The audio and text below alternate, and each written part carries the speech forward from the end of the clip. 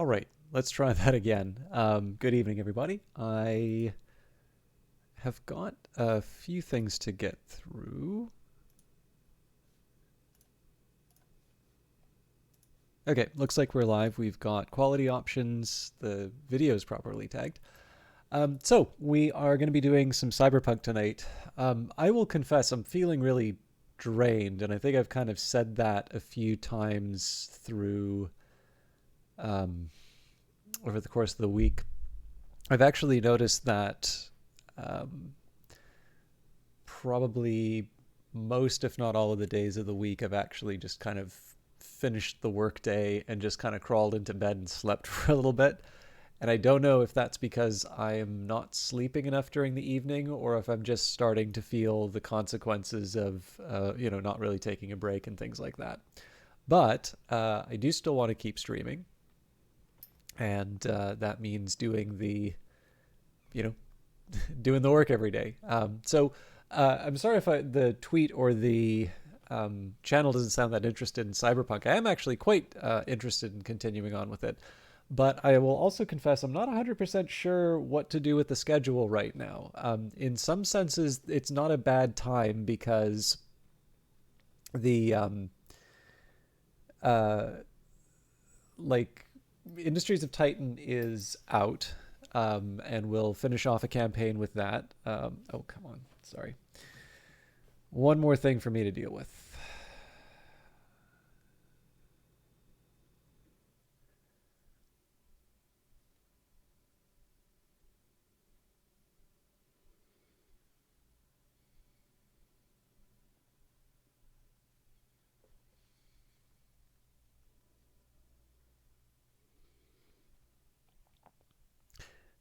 Okay, sorry about that. But yeah, so Industries of Titan is out, so that gives me something on Wednesday that we're sort of locked into. We've been having some great time with Sacred and the Profane, and I have a feeling we'll probably be getting to the end of Old World for a little while. That'll probably mean that we can go back to Terra Invicta, although I have a feeling that I've probably disappointed a few people with the amount of time that we've been away from it. And Friday is kind of a bit of a free day again. No, the end of the month we're going to have Phantom Brigade, and obviously there's just more stuff that happens over time. So we'll see where we'll kind of see where the stream is. But um, I have rather been enjoying Cyberpunk, and one of the things that I notice is it's one of the ones that doesn't require a whole lot of thought for me to play. So I really like Against the Storm, but I also feel like for Against the Storm, particularly as I want to play it on higher difficulty levels, it's one that requires a degree of concentration. And just because I have been really working very hard on a bunch of other things, um, particularly on a Friday where I get a chance to just sort of take it easy, even just for a little bit before stream, or just in general kind of make as good of an attempt as I can to sort of decompress after the week. Sometimes, hopping into a game which is going to require my full concentration, it's one of those things where I feel like I'd either start the game quite a bit later, or I would, have a shorter stream or something like that. So I will confess that Cyberpunk has been a pretty easy option for me because games like this don't quite require the same amount of attention for me. However, I am a little curious as to whether or not I'm going to have that much more to say over it. So, as I've usually said on this, I'm not 100% sure how far I'm going to go through Cyberpunk. It's not one that I want to commit to doing every Friday until I complete it. But with that in mind, I also have every intention of enjoying the game. I kind of want to, because I've been doing it somewhat regularly, I just wanted to make sure I was clear in terms of what my intentions were for it. And of course, it is still worth mentioning that I was given a copy on release by GOG.com, and they would really like it if I would remind you it is available on GOG.com. Most of the keys that I get don't have a request for me to say particular things, but when they do, Number one, I always disclose when I've been given a key for promotional purposes, and certainly that's the case for Cyberpunk. But I also, if I agree to take a key and they want me to say certain things, I will, say that as well. So the last bit of announcement I will do, and this is a very important one, I think. It is World Pulses Day. What is World Pulses Day, you ask? Well, it's an international day established by the Food and Agriculture Organization of the United Nations to recognize the importance of pulses, dry beans, lentils, dry peas, chickpeas, lupins, as a global food. It has been designated on February the 10th of each year since 2019 by the 73rd session of the United Nations General Assembly on December the 20th, 2018. The date aims to bring attention to activities and information connected to the pulse sector worldwide.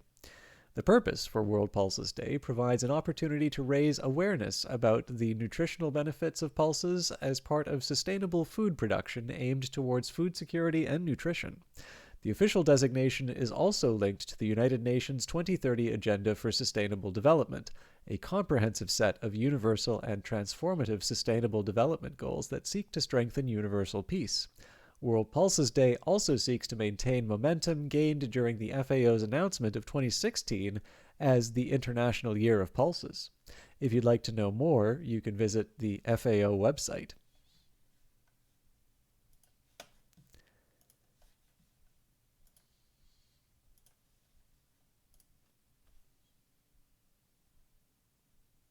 I was hoping for a smoother transition into Cyberpunk off of that.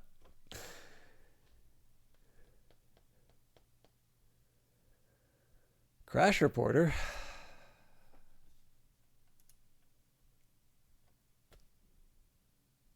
Well, that's not good. One moment.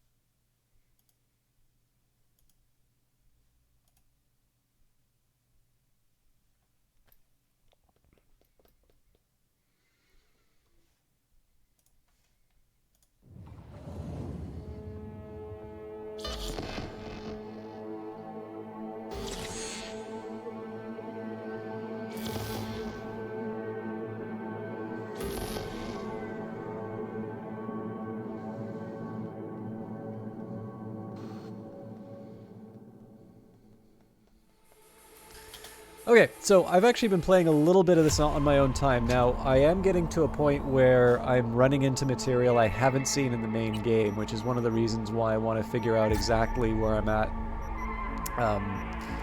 in terms of my plans for the stream. And actually, you'll notice as far as the character level is concerned, I've pushed past my corpo pretty well, I mean 3 levels, but still. My guest tonight is Lieutenant Sarah Kokoski, spokeswoman for the NCPD. Hi there. Welcome to the show. All right. But let's focus on the task at hand. So, we have your wife. Gig type SOS Merc needed. Objective rescue Lauren Costigan from the Tiger Claws. Location building by Raymond Street. Details: old sins cast long shadows, and Bradley Costigan is guilty of many. As a result, he has not only found himself in prison, but also invited trouble into the life of his wife, Lauren Costigan. It is your task to help her. When Bradley landed a spot behind bars, he was contacted by old acquaintances in the Tiger Claws. Shiv some snitches, they said. He said no. Tigers don't like that word. They kidnapped his wife and sent stills as proof. No great surprise. Bradley began to cooperate, but he also remembered me. He's promised payment, and I believe he's desperate enough to be good for it. My people have already tracked where the stills were taken. Once you have the coordinates, set to work immediately. So, I seem to recall when we... Yeah, there was a guard there.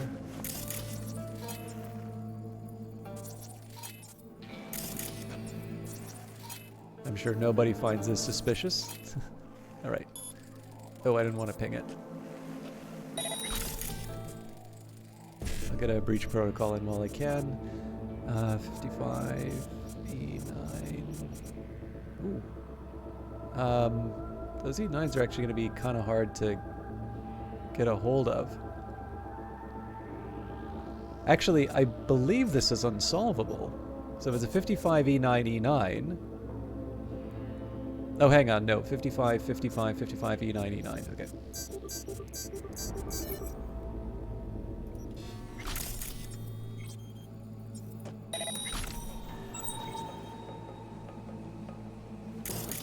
It's a lot of people.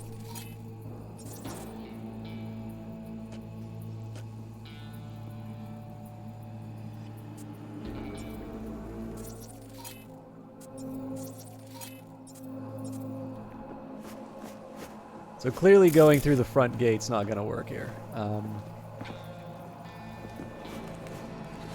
I'm still not 100% clear on why I can sort of see the outlines of these people but not highlight them.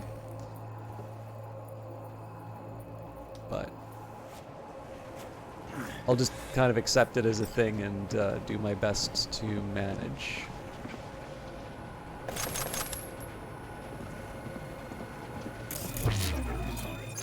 Okay. My God. You know what?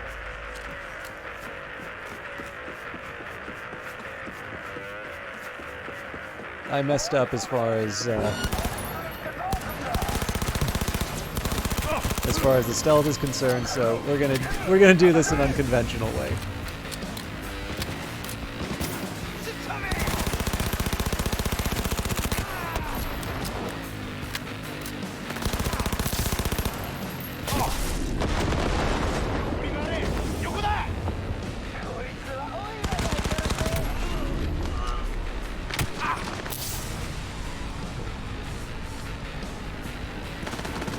Not going to work out well for me if I don't get that healing.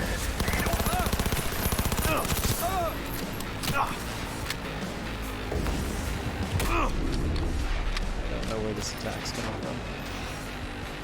Feels like it's coming through the wall.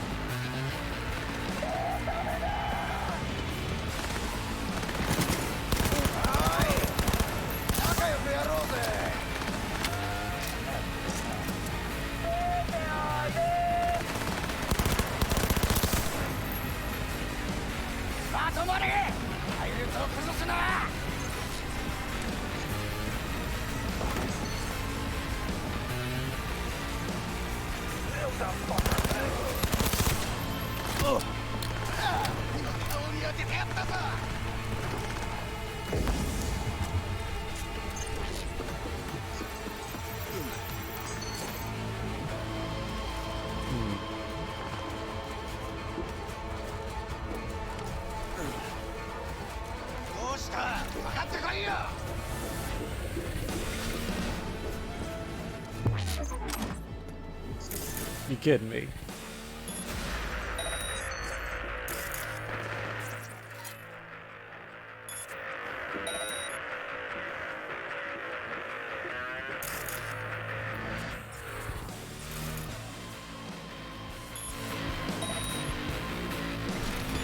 Come out alone. It won't hurt you. Okay, well, that didn't work.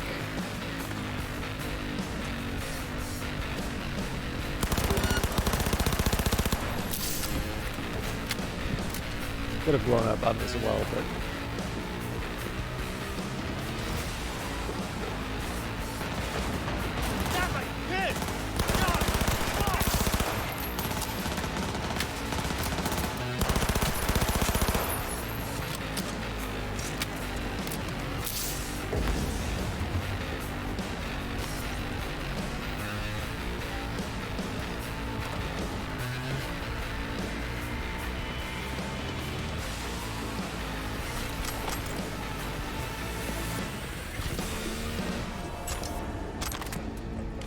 okay, so not exactly my finest hour, but I've noticed I've reloaded a lot when I've sort of failed at sneaking, and what I'd like to try and do is maybe have a little bit more consequence in terms of some of the things that I'm doing.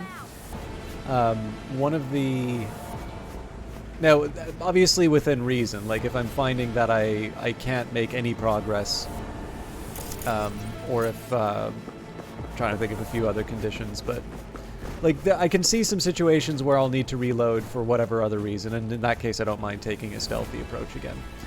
But yeah, for something like this, obviously I kind of messed up as far as the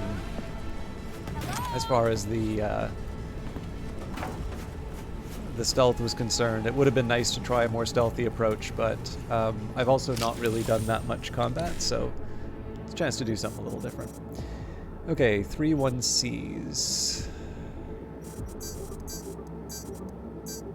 Now 7A, 7A, yep.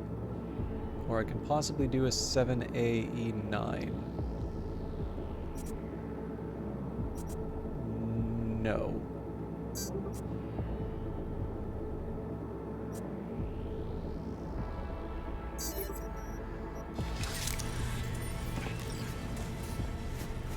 I'll call security. Come out.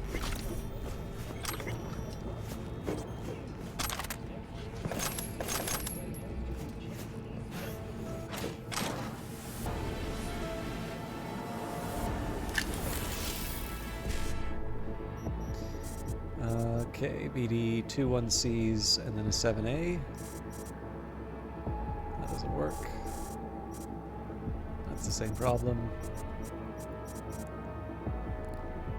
Let's go to the BD, BD, 1C. No, gotta be 1C, 1C7. But that still works. Okay.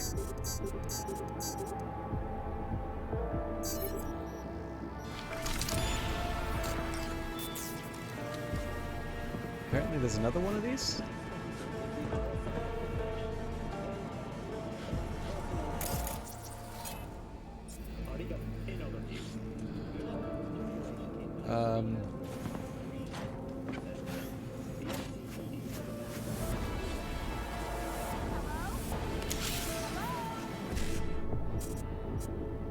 Let's see, 9.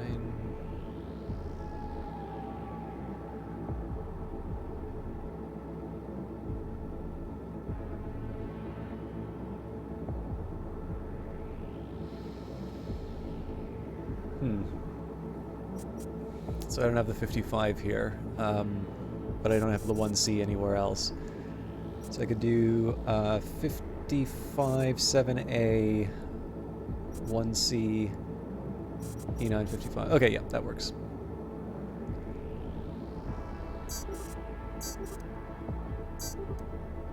And then...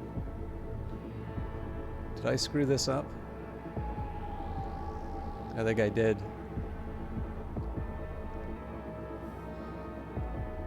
So I only have one C option here. This doesn't get me to the E9 though. I've got 4 left. So if I go 55 down here, so I could do 1C, E9, 55.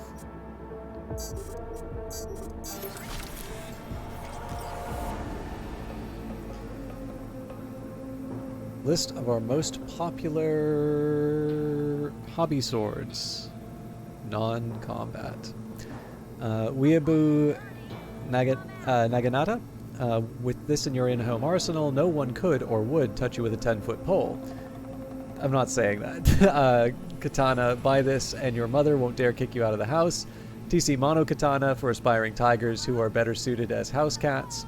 Spudslayer Tanto, these potatoes won't peel themselves, samurai. Otaku Tanto perfectly complements the figurines and plushies on your mantle.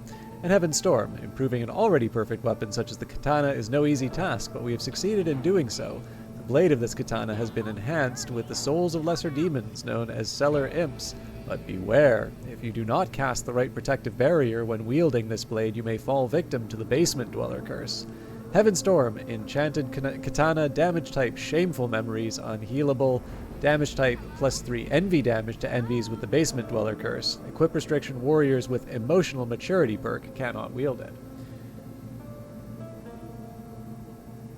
Hello, Xenix. Refuses to eat. Ikuda Tetsuya Yamashita. Find a ripper with feeding equipment. Bitch refuses to eat, and I'm tired of risking more bite attacks. Let's shove a nutrient tube down her throat and be done with it. and we've read this one before, so we'll leave it there. So I'm kind of curious about this. This point to jack in, but it may be downstairs, so I'm gonna grab the goodies first. I'm also gonna see if there's an improvement that we can make for our loadout. Looks like that's not here, but we can probably get a better machine gun. Nope. Okay, well.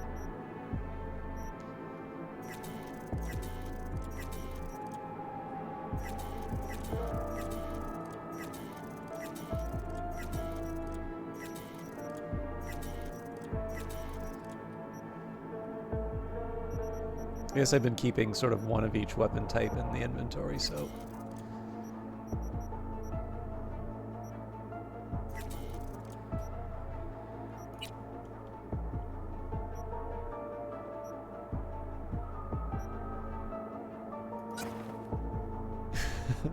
I don't think this helps. They still look ridiculous with pretty much any headgear.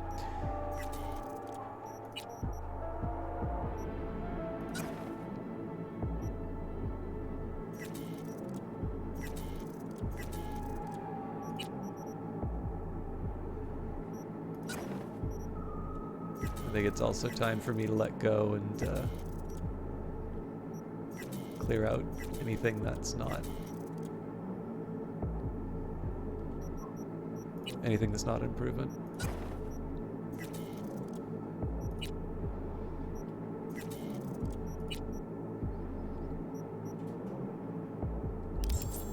Hello?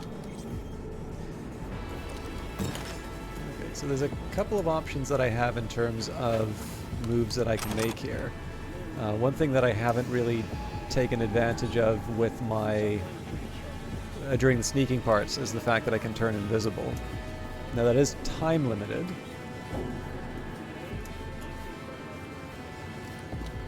I'll call security. Come out. I don't always need to do it, so...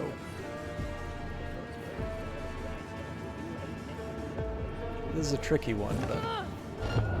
Okay, well... Hello? Hello? Okay, well...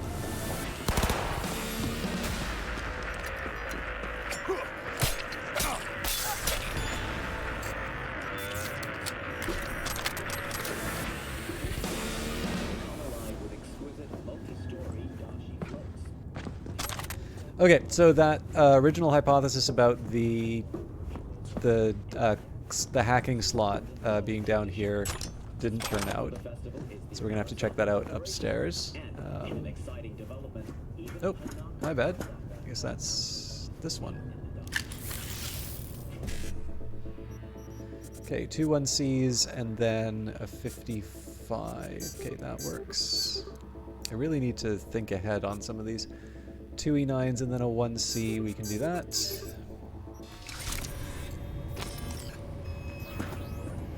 I'm gonna just run upstairs real quick to make sure that was the... Yep, that was the one we were looking for. Okay, so Lauren's down here somewhere. I'm assuming there are not any enemies left to get in the way. That may not be a good assumption. I might want to kind of quiet down a little bit, but this is one of the first times we've sort of barreled through an environment like this. So. I guess the thing is that not every mission sort of tells me to be quiet. I've sort of done that voluntarily. You want something? I'm getting you out of here. What? Your husband hired me. I'll make sure you're safe. Stupid, fucking worthless piece of shit! There. You gotta help me, I'm begging you. That's why I'm here. Come on now. Let's get up.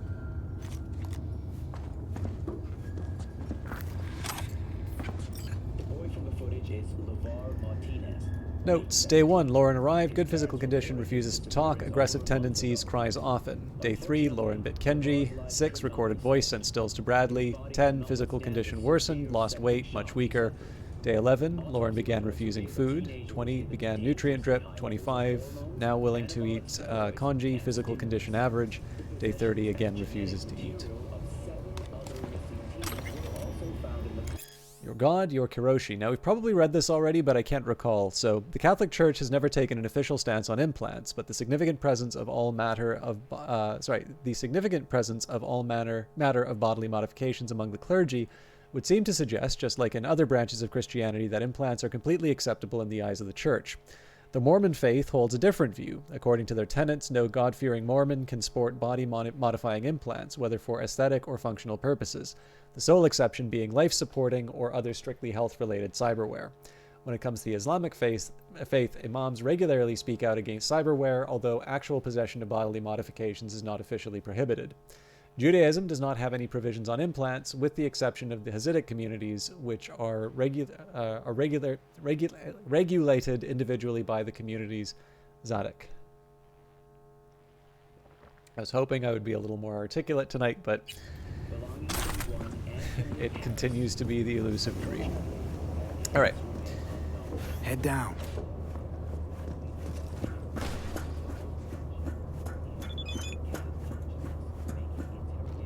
The requested transport is in position.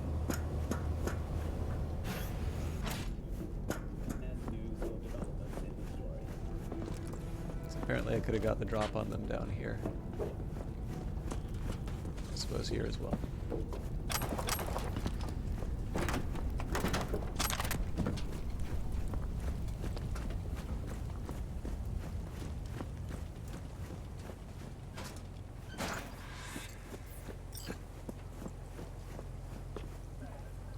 All over now. You better Delta.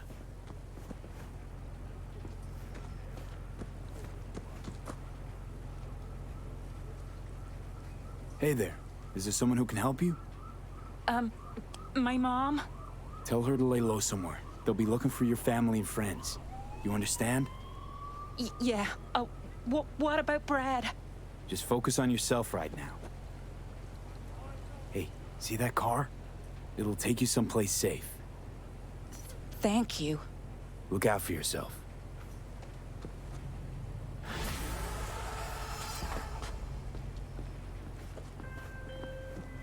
Lauren is secure. I'm informing Bradley now. Thank you for your help. Contract closed. All right, let's figure out what we want to do. So there's, I'm sure if you... Hey, the Delamain again.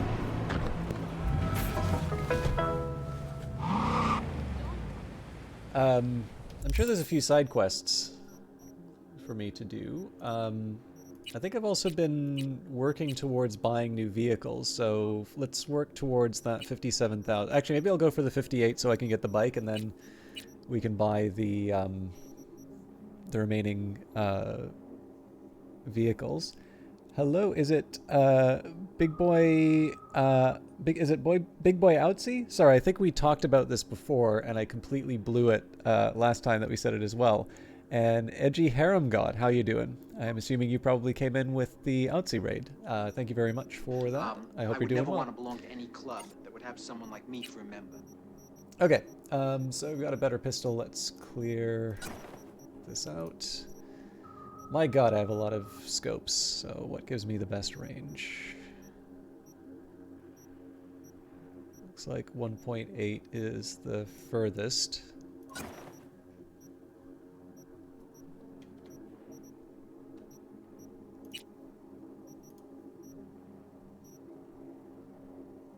That's a 294. Okay. Yeah, no problem. Were you playing Cyberpunk yourself, or?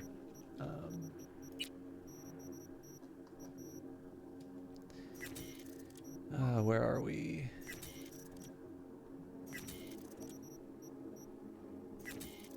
Should probably clear out the rest of these.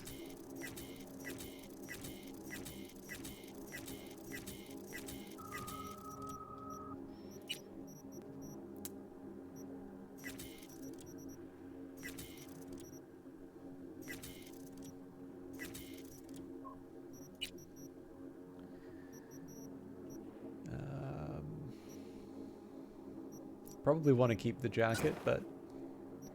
I mean, this doesn't look terrible with the silly headgear that I have, but yes, I will try and keep some sense of decorum.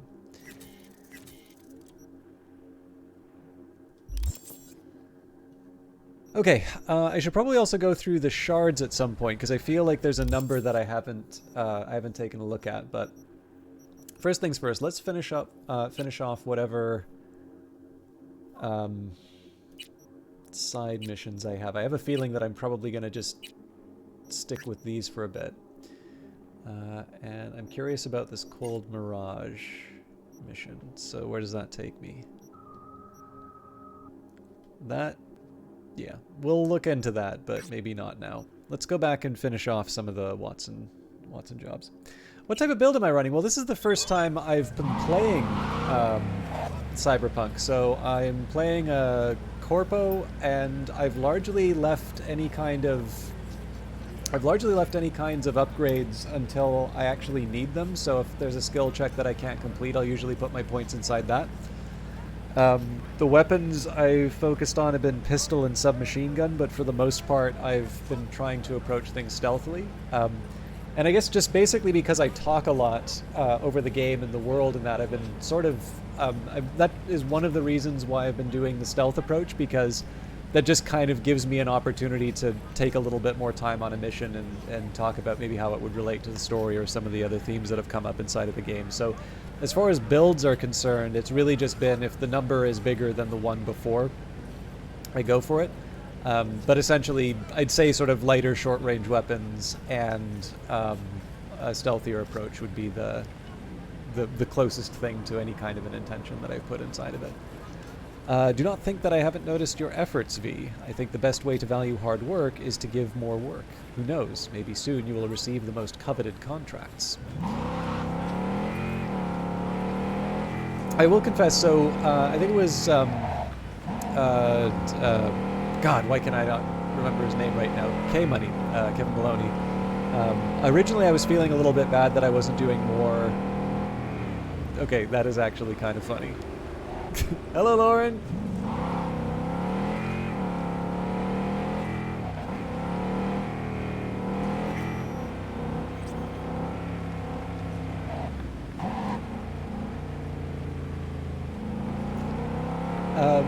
I feel like I should take a photo of this or something. But yeah, he sort of encouraged me to sort of take the time, maybe not smell the roses, but at least, you know, explore the city and see some of the sights. And I've definitely found a couple of the side missions I really like. So I didn't like how the Delamain mission sort of turned out. I will confess the GLaDOS one grated me quite a bit. But I think for the most part that was a really enjoyable little side mission. Some of the other ones sort of feel a bit more conventional in terms of kind of their approach, but I don't know, like I don't think it's bad to have a few, you know, grab item from place A, put it in place B. And right now a lot of my jobs have just been motivated by trying to make a bit of money.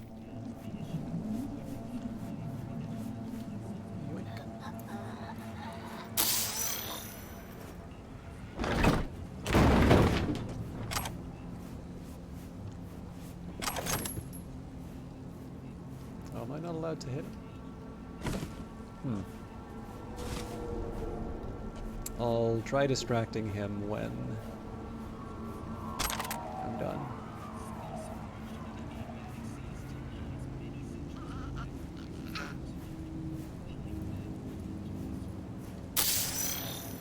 It's good logic. You got a Sandy build currently. Max Gorilla Arms, Katana, Shotgun, and some form of machine gun. Each weapon doesn't range approximate. Oh, that's fantastic. Yeah, this is the funny thing. Like, obviously this is an RPG, so you'd think I'd spend a little bit more time thinking about the stats, but I don't know. I'll confess I've never played the Cyberpunk setting, but there was a card game. It's like 1,000,000 years old now. But like the most recent version of it is Android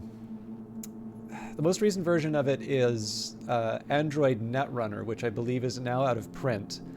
But roughly around the time that Wizards of the Coast was making Magic the Gathering, Richard Garfield had made another card game called Netrunner. And it's kind of an interesting one because it's this asymmetric style card game. There's a corporation and a runner, and the way the corporation wins and the actions that it takes are different from the runner, as you might expect. So, I don't know, just there was something really interesting and compelling about it, but it turns out the setting for Netrunner was actually the Cyberpunk setting from Mike Pondsmith and R. Talsorian Games. I think it would have been called Cyberpunk 2020 around that time. So, I've still never really played the RPG. I know a bit more about it now, and I have the rule set for Cyberpunk Red, which I more or less got as a result of kind of the hype for the game building up. But let me just check, because if I recall correctly, Cyberpunk Red actually takes place before the events of 2077. But I have it's an electronic copy, so I can see exactly when it...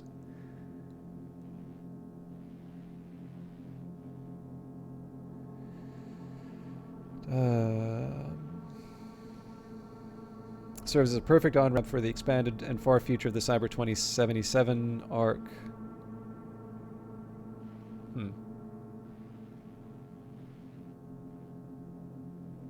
Pretty sure he's...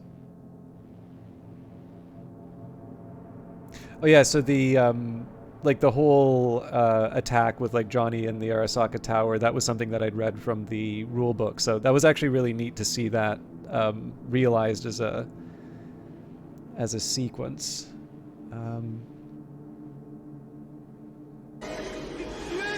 Chunky Man Gamer, thank you very much for the Prime subscription.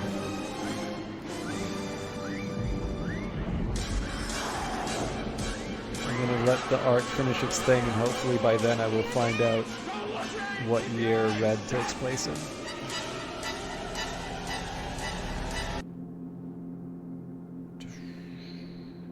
Actually, this is one thing I kind of like. Let's take a second here to read this out, because I think this is pretty great for the setting. So, the soul and the new machine. So this is from the Cyberpunk Red rulebook, page 28. New time, bad, red time. This is especially true in the time of the red. Sorry, I should probably read on 27. It's about 2 or 3 sentences. The cyberpunk world is a violent, dangerous place filled with people who'd love to rip your arms off and eat them. The traditional concepts of good and evil have been replaced by the values of expedience. You do what you have to survive. New time, bad time, red time. This is especially true in the time of the red, when a massive war between megacorporations and an atomic bombing have ravaged what little vestiges of civilization would be familiar to people in today's society. It's always personal. The rule is, it's always personal. Survival is a personal thing, and the hallmark of these dark times. But there's a wider aspect to that. You look to your friends, team, family, or clan first. If you can do some good along the way, great, but don't count on it. Cyberpunk characters are survivors in a tough, grim world faced with life or death choices. How they make these choices has a lot to do with whether they end up as vicious animals roaming a ruined world or retain something of their basic humanity. Cyberpunk characters are the heroes of a bad situation, working to make it better or at least survivable whenever they can. Whether it takes committing crimes, defying authority, or even outright revolution, the quintessential cyberpunk character is a rebel with a cause. As a cyberpunk player, as a cyberpunk role player, it's up to you to find that cause and to go to the wall with it. This is the essence of cyberpunk, playing a character with a proper, disaffected, cynical yet idealistic style. Whether you're a biker with leathered skin and metal claws, or a debutante in satin sporting the latest in designer cyber optics, you're going to need a certain panache, a certain flair in portraying yourself. To achieve the essence of the 2000s, you need to master these 3 concepts. 1. Style over substance. It doesn't matter how well you do something, as long as you look good doing it. If you're going to blow it, make sure you look like you planned it that way. Normally, clothes and looks don't matter in an adventure. In this world, having a leather armor jacket and mirror shades is a serious consideration. 2. Attitude is everything. It's truth. Think dangerous, be dangerous. Think weak, be weak. Remember, everyone in the 2000s carries lots of lethal hardware. Each character in this world is playing a role, and a face that person projects to the outside world as the real thing. They won't be impressed by your new Militech smart gun unless you swagger into the club looking like you know how to use it and are just itching for an excuse. Never walk into a room when you can stride in. Never look at someone unless you can make it your best killer look. Use your best I'm bad and you aren't smile. Don't sit around the flat or cube waiting for the next job. Get on out and hit the clubs and hangouts. Make sure you are where the party starts. 3. Live on the edge. The edge is that nebulous zone where risk takers and high rollers go. On the edge, you'll risk your cash, your rep, even your life on something as vague as a principle or a big score. As a cyberpunk, you want to be the action, start the rebellion, light the fire, join great causes and fight for big issues. Never drive slow when you can drive fast. Throw yourself up against the danger and take it head on. Never play it too safe. Stay committed to the edge. And then a quote from an in-universe quote, the rules: 1, style over substance. 2, attitude is everything. 3, live on the edge. 4, break the rules. Ripperjack. Mind me asking what my favorite character is in the game? Good question. I don't have too many. So I am fond of my character, but that goes without saying. I will admit he looks cooler with his Corpo uniform on, but I try to hold true. I'll actually talk a little bit about some of my costume choices, particularly given how the game wound up developing. If you could just give me a minute, I need to think through, because there's a few interesting characters that we've encountered already. Some of the fixers are kind of interesting. So like Wakako is sort of neat, especially because of the information that they don't give about her. So like you have these multiple husbands, and like obviously it's kind of unusual to see like old ladies with really elaborate tattoos going up their legs, or even for them to be exposing that much leg, right? Regina Jones is interesting though, because I'm actually quite interested in the media kind of characters in the cyberpunk world, and I know that's part of her background, although at least as far as I've seen in the game, they haven't developed it that much. Evelyn is an interesting character because she wants something. I suppose this is a pretty standard femme fatale character, right? Pretty face that gets you into trouble. But as far as the principles we were talking about in that rule book, this is someone who is taking the big risk to better themselves, and obviously with the themes that the game has in terms of what it takes to get ahead in the world, the harder edge sort of taking.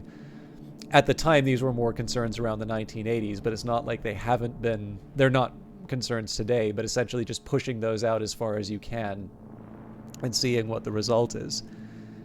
And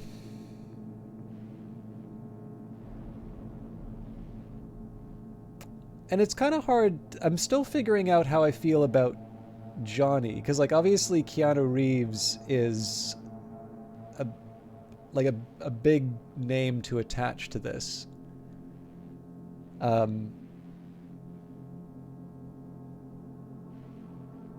I'm trying to get a read on him. Obviously, he's got a very antagonistic relationship with my character.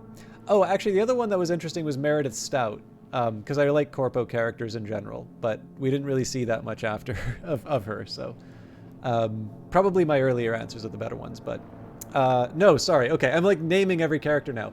The one I think is probably the most interesting actually is Victor, now that I think of it. Victor Vector, the Ripper Doc at the start. I like him because he's sort of the grizzled veteran. Like, he's obviously got a good enough relationship with you that he cuts you a deal, he sees your potential, but also he carries his experience and his weight with him. So very good at what he does. Had the sense to sort of check out what before he was, before he was, I guess, taken out. And I think that's an interesting contrast to someone like Dexter Deshawn, who is incredibly opportunistic. You're warned about him earlier on in the game. And so where Victor has this very benign presence and is helpful, he's able to take his experience and turn that into something that is useful to you as a character and arguably, useful to his community. Dex is a very parasitic kind of character. He will certainly, it'll be a good relationship with him as long as he's getting the advantage, but when it comes time to double cross someone, it's very clear that he has no qualms about that. And particularly for my character, he you know, I sort of turned in Evelyn on that. So, yeah, I'd actually say Vic is probably my favorite character so far, which is probably like, it's rare that you mention a merchant when it comes to these characters. But now I should ask you again, I'm not that far in the game, even though I've been playing it for a while, but I'm curious for your own answer to that and why. And while I give you a chance to answer, I'm going to half-ass this conversation between Grizzle and Ryder. All done, info from the bad checked out, stuff was there. Maelstrom had no idea, knocked him right off guard. Just one Choom got away, but we put enough holes in him. We'll find him anyway, I don't want any witnesses. Got it? Guy's bleeding like a burst pipe. We'll follow the trail. Nova. Then straight back to me. Already got a buyer for the suppressants. Got it. We'll clean up and move out. Okay, so we broke the code. 1987. Should work. Preem. I will also say in the Cyberpunk setting, probably the character I'm most interested in is Saburo Arasaka, but I don't really feel they develop him as much. Like, I was interested in the sort of, I was interested in the showdown between him and Yorinobu, because when a viewer was watching this who was unfamiliar with the setting, they sort of took it as a very sort of generic kind of father-son dispute, when of course what you're seeing is the murder of the most powerful man in the world and sort of the end of this like generations long grudge from World War II against the United States. So obviously, depending on your familiarity with the setting, that particular moment winds up being very different. But again, I'm naming like every character in the game now, so I should probably just stop babbling about it. Okay, BD 55. They might wind up staring straight at me, but again, I've got my What's going on here? I've got my invisibility if that comes to it. It's mostly just to get him from away get him away from the wall. I don't see how he could see me. Okay, so that actually was unnecessary, but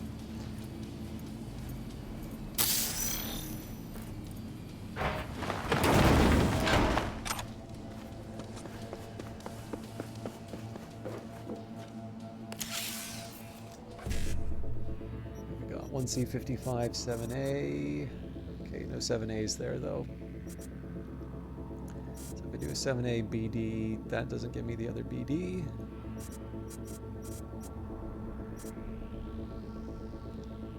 Huh. There's no good starters here. So if I do a BD, but this doesn't give me the 55. What the hell's going on with this one? Okay, so I've got a 7A BD, then I don't get the BD. If I do the 1C, I get the 55, but not the 7A, so that's as good as nothing. So if I did 1C, 1C, 55, 7A.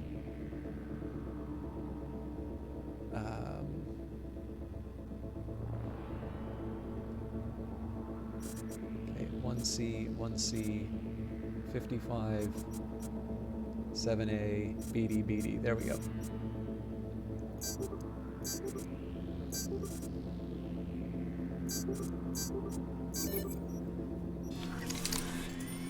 I don't know how much that's, you know, the second one really moves the needle, but it's nice if I take the time to figure this out properly. Okay, I think we finished the Night City mission without just as through naturally picking up the items. So.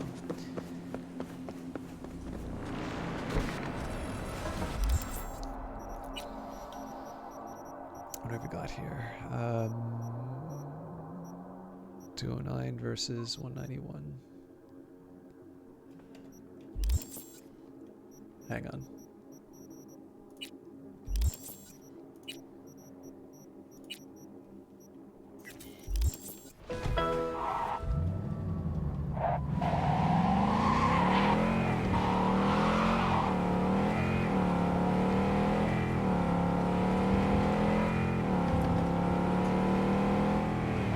Yeah, so it's kind of funny. Like, again, I haven't really played the Cyberpunk role-playing setting. It's a compelling one.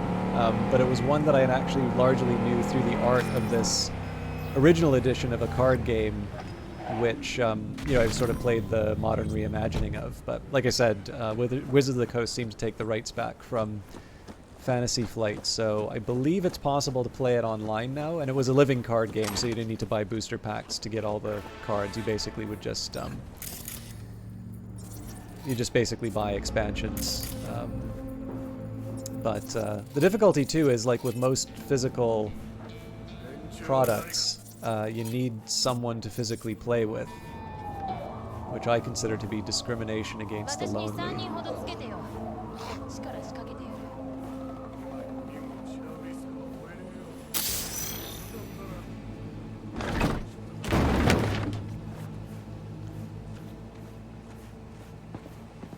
So I believe I get away with murder on these things. Nope.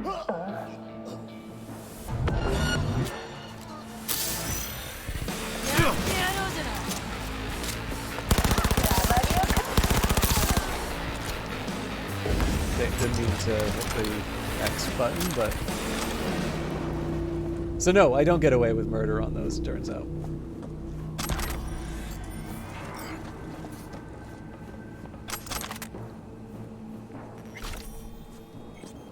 Alvin and Backsaw. Tigers won't be showing their claws no more. Huh? Took care of that biz. Paid him a visit with my boys. Didn't suspect a thing. Shit was a bloodbath. Don't know how many we got, but 30 at least. Preem. You arranged that with someone up top? Shit, ain't gonna ask around. Have Chooms telling me how to live my life. Enemies there to get fucked up, right? Yeah. Shit, Choom. Congrats. You got some balls. Okay. Again, my main motivation on these things is just the extra money, so... CBD.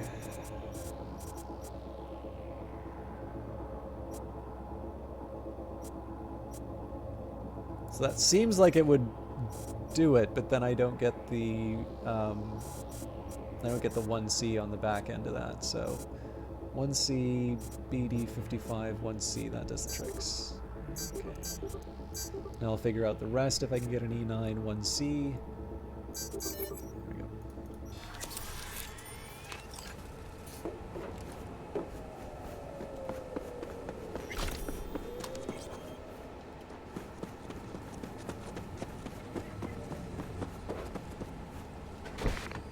Oh yeah, I was going to talk about the outfits. So one of the things that I think they talked about during the development of this game was sort of a cool system where your outfit would sort of affect a stat. So it's essentially, you know, how stylish you are is a factor in terms of your character. Okay, let's see what Regina has to say. Yo, V, there's this badge. He needs help with his investigation. Guy's known for operating in the gray zone. No scruples about working with mercs. Attached more deeds for you. But yeah, so obviously cool exists in the game now, but it's more like it's just another stat like any of the other ones. And I thought, I mean, so especially given my disappointment with how people have been reacting to Industries of Titan, and I think you can make an argument in terms of what the fan reaction to Cyberpunk 2077 was. I kind of feel like the reaction was disproportionate to the game that was actually released, although it's not to suggest that there wasn't, you know, a problem with the release of 2077. You know, in the end, the game you get to play is the one that's sort of the one available on release, right? Anything that's talked about prior to that is subject to change because that's how games get made, particularly very large, ambitious ones. Like, the fact of the matter is, especially when there's been multiple delays to a project and they've been trying to get the thing over the finish line, this is a good indicator that things are going to be cut. I mean, they were also talking about multiplayer for this at one point, and I believe, if anything, they've kicked that to a Cyberpunk sequel, although it's not like I follow the development of the game all that much. So again, it's just one of these things where, like, it's a shame it didn't turn out, especially because in the end what we do have is a little bit like any other RPG system. But one of the reasons why I was so disappointed to see, like, why I was interested and as a consequence disappointed to see it removed, was that it really actually felt like it was something that stayed true to the source material. Again, like, I think even in some of the old rule books for Cyberpunk, they said, you know, don't play this game unless it's like raining and like miserable out, right? If it's a sunny day, then go out and enjoy the day. Like, you have to have the right, you know, the right attitude and the right setting to play the game. And I mean, how many tabletop role-playing games tell you, you know, only play this when it's dark. Get outside, you nerd. If you know, if it's a sunny day. But it's also just the problem of, like, when you're playing a game like this. The worst one for me was Ghost Recon Breakpoint, where I had like a Kevlar helmet, and then I replaced the Kevlar helmet with a baseball cap because the armor was about, you know, 6 times more than, you know, the military gear. And, you know, obviously they're taking their lessons from The Division, and, you know, Ghost Recon is not necessarily the same franchise as what people originally got into. But, you know, this sort of stuff gets a bit ridiculous. And so, you know, my character looks like a little bit of a clown because these are the best, you know, these are the best stats that I can get. And obviously there's the option to put on outfits, but I sort of feel like, you know, transmogrification, however you name it, is still sort of brushing aside the fundamental problem that you're creating a set of incentives that cause you to behave in a way that's sort of inconsistent with the fantasy. And I feel like Cyberpunk had an opportunity to do something interesting with that system, and ultimately left it because presumably they had to deal with other issues inside of the game. So, you know, you never know. Maybe they'll develop that in a future title. But that was one thing from the book that I was meaning to talk about. Or sorry, the book and my inventory that I was meaning to talk about. All right, thievery, CCTV footage, Maelstrom Warehouse and the corner of Industrial and Eisenhower Street. Details: client is Aaron McCarlson, NCPD sergeant, used to work for me as a consultant on the show Cops and Chops, 8 seasons, and is asking for a favor. Aaron's been digging into Maelstrom for a while now, says he found the warehouse where they torture people, but you know how it is for badges, law slows them down with mountains of paperwork. So if they want to get something done, they have to get creative. Aaron knows that, which is why, instead of waiting for fat-ass judges to grant him permission, he wants to get help from a contractor. Job simple: get into the warehouse, coordinates attached, steal the security cam footage and bring it back to Aaron. Should be enough to push his case through, and if you happen to shoot a few Maelstromers along the way, well, shit happens, right? The world won't be worse off without him, that's for sure. So, probably going to go through the door in here, but let's take a minute and tag up all the enemies. And hopefully I'll learn my lessons as far as security cameras go.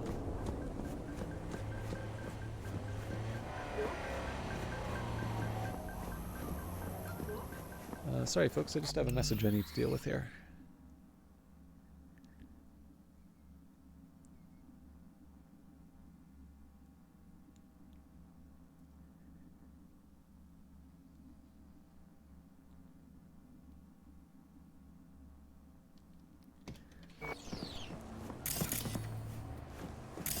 Was Johnny Big Time, who I'm assuming has finished his stream?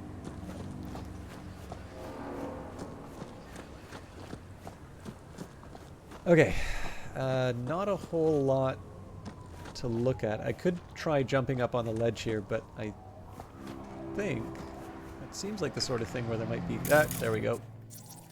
A guard. So we'll breach protocol so we can ping. It's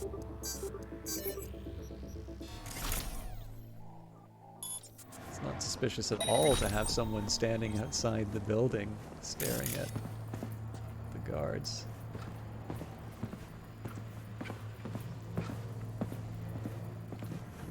Tag that one.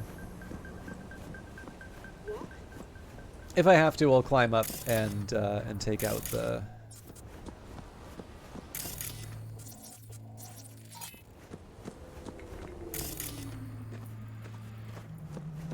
take out the guard up here, but we should be able to do something with this. Ah, I don't have the technical ability. Okay. Oh, but do I... is it... yeah, there we go. I keep forgetting, usually when there's technical ability, it's something that I can hack. Okay, we've definitely read pain editors and mortality rates. Okay, 1C and 2 E9s. Okay, those are basically traps, but there is, so 1C, E9, 1C. But I can't get to another E9 off of that. Oh, crap. So we did 1C, 7A.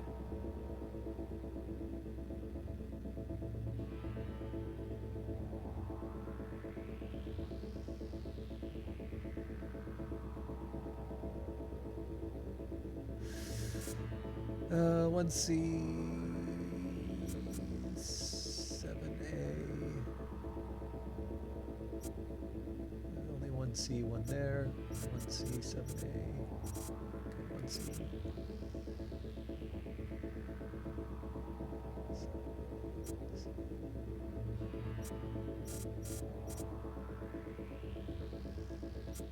Yeah, the two E9s sink me there. Okay.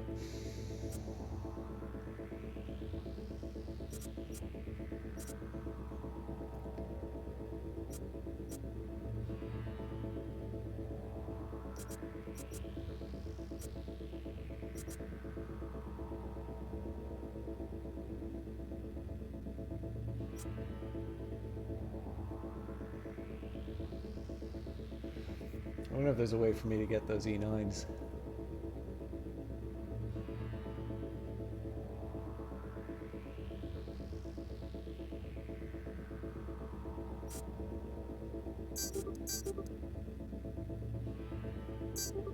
I think I'm just going to throw it away.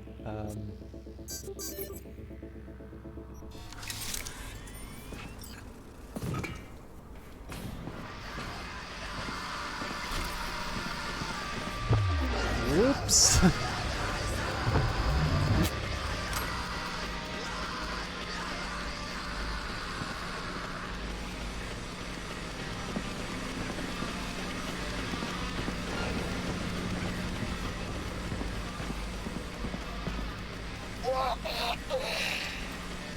I probably shouldn't have been able to get away with that, but I'm happy I did.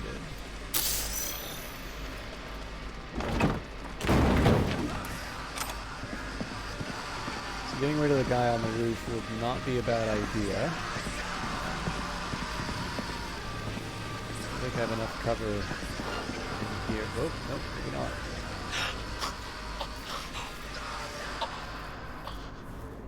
I don't think I'm going to be able to get him in the...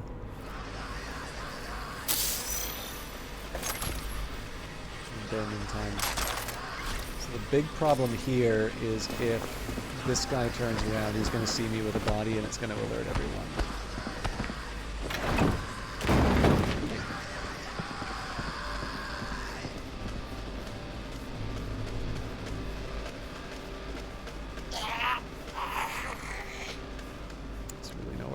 Dump him, so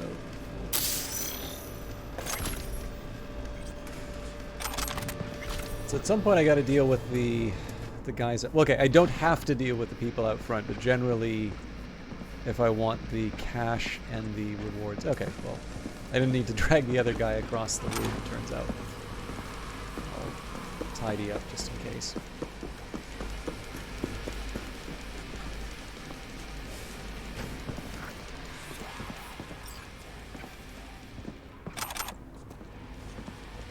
It seems just as easy for me to drop him here.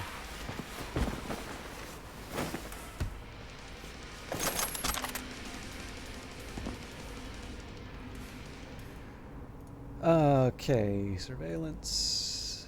Company is closed, the board to all. Unfortunately, despite numerous initiatives aimed at reducing our operating guests, including extra commitment from our workers, we have ended this quarter with a loss.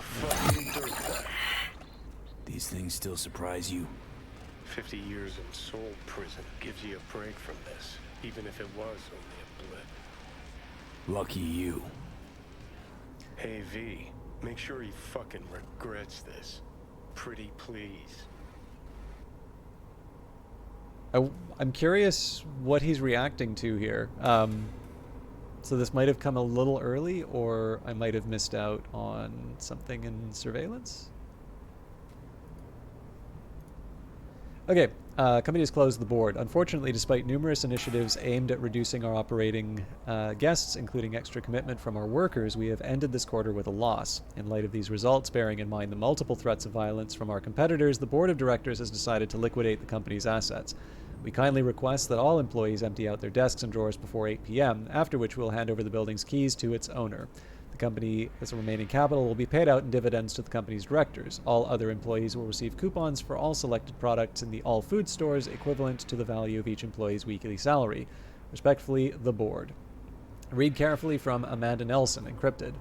A certain corpo entered the net one night when suddenly everything glitched and he encountered a red demon who said, "Tomorrow at midnight you will be dead." The corpo did not place any faith in the threat and slept soundly that night after leaving the net. The next day, he went to work and returned home, and nothing bad happened. The next morning, his daughter went to wake him. When his daughter went to wake him up, his optical implants were burned out. His entire body was scorched and cut in half. If you break this email chain, the same thing will happen to you tomorrow at midnight. If you send this to only 3 people, the demon will hurt someone you love. If you send this to 15, the demon will follow you on the net for 5 days but do nothing to you. If you send this to all your contacts, your biggest dream will come true. It's true. It happened to my uncle. Very sorry to send this to you, but someone sent it to me first. It sounds silly, but forwarding this email will save your life. So I'm really curious what Johnny was reacting to then.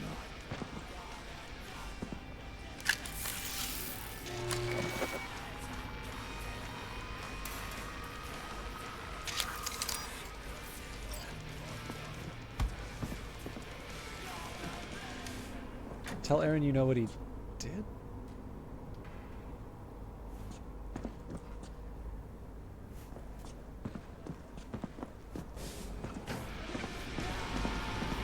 Am I missing something here?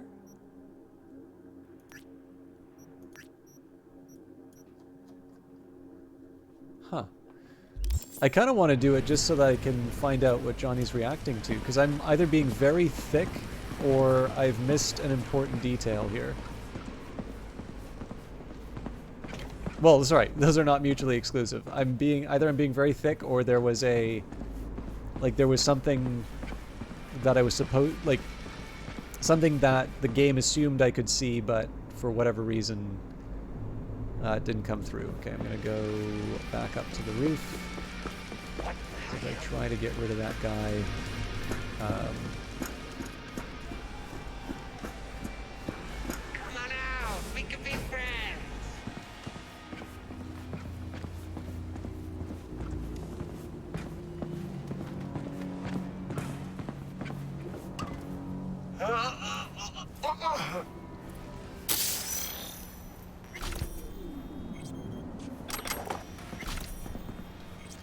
Gawker and Miller.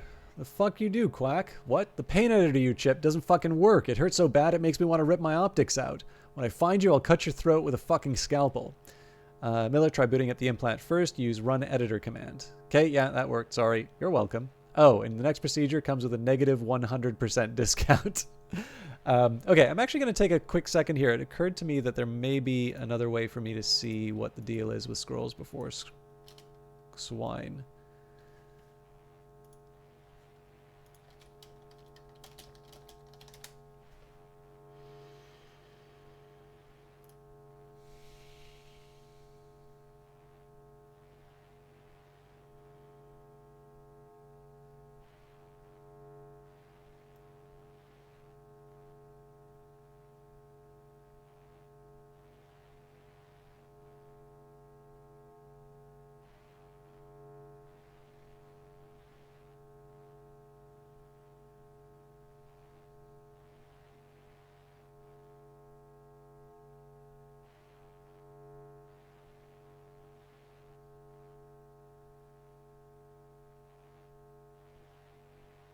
Okay, what I'm trying to do here is looking at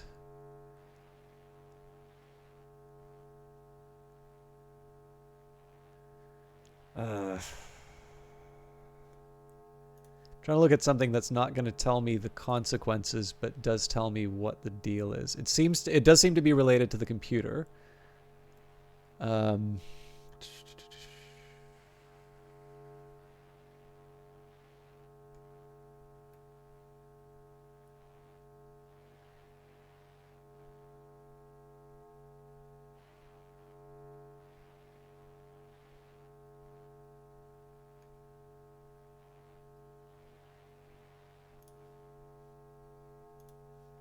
Yeah, so a lot of these are really just worried about the mechanics of the mission. Okay. Access the computer and watch the security footage listed under the Files tab. Watching through until the end will trigger a conversation with Johnny Silverhand. Okay, so clearly I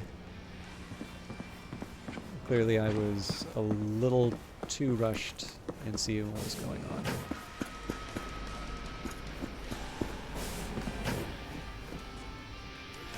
What's shaking, Night City? Your man Stan here. Oh, come on, really? To all those Bushido fanboys and girls out there, you know the protagonist, Jake. Well, one fangirl has pulled out all the stops to look just like him. A dozen implants and skin grafts later, she's Jake 2.0. Apparently the actor doesn't mind, but the studio has cried foul of trademark infringement. All right, well, Blowback, she better leave a glowing review for her Ripper Doc. I don't think there is a way for me to go back. So try and take out these guys. I'll give it one more shot with a computer. And then presumably I'll just tell Aaron what do you do. The problem here is presumably souring the relationship with Aaron is not going to endear me to Regina. And obviously Regina's my fixer, so it would be nice to retain good relations. Man's got to have a code.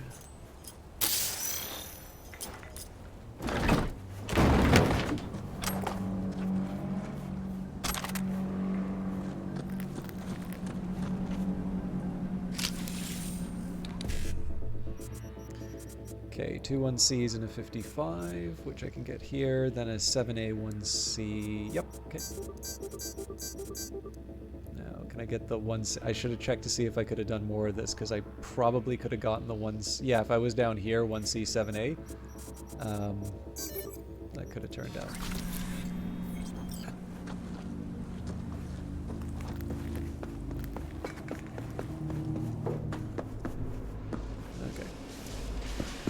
Not expecting too much as far as the computer's concerned, but yeah. So maybe what I'll do is a quick autosave before before I confront him with the evidence, and then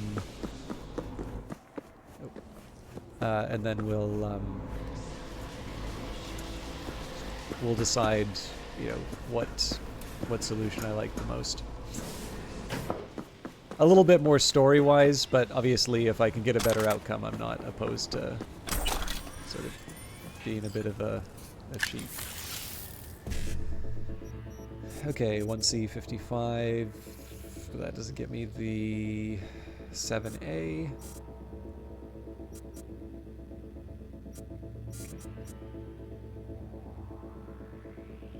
Technically this does the same thing as well. Okay, one way or the other, we wind up in the same place, though, so. 1C's great. There we go.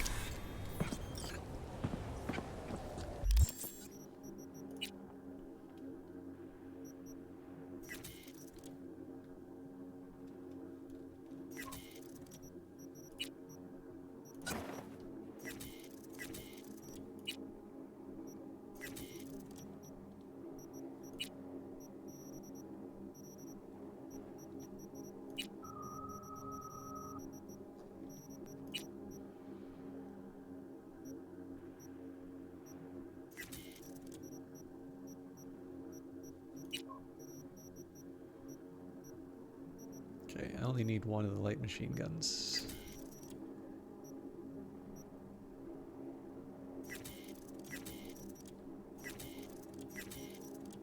I should probably stop back home and drop off a few of the iconic items.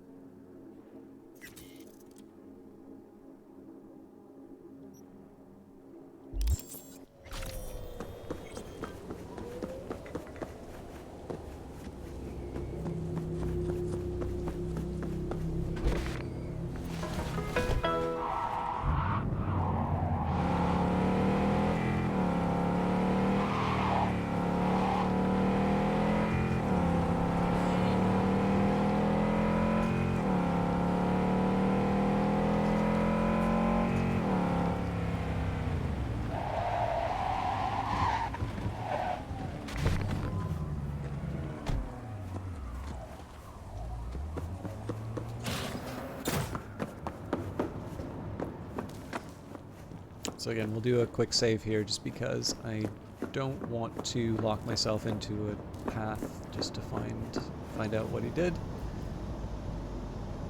Yeah? Aaron, it's V. I've got the scrolls. Oh, V! Thought you were another one of those Serenity Bible whack jobs. Come in. So, hit any snags along the way? Nope. Might as well have been a ghost. You do a quiet job, huh? Don't show off. I admire that. All right, now hand over those scrolls already. Choppity chop chop, huh? These scrolls are for some kind of investigation, right? Mm-hmm. Real big stink, mind you. But thanks to your help, I can give it a push. Kinda sad to let them go. Contents are truly fascinating. You weren't supposed to watch them. That was the deal. Oh, now you want to go by the book, huh? Scrolls didn't paint such a law-abiding picture of you. Save the moralizing bullshit. Guessing you want something, huh? So just spill already.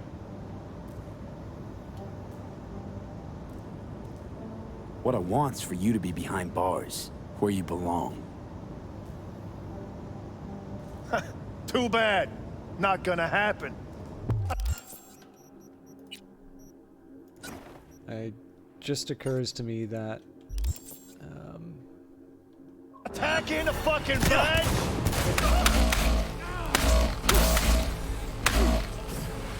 I'm assuming Regina's not going to be too happy with Looks that. like my dream came true. You know me.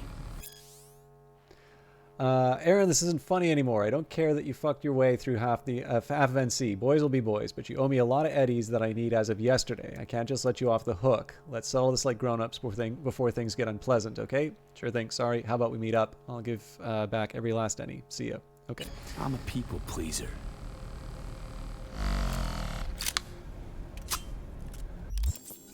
So I'm still not clear what he did. Obviously something bad. So I'm going to try one more potential source, and then I'm not actually sure how else I'm going to figure out what he did, but okay.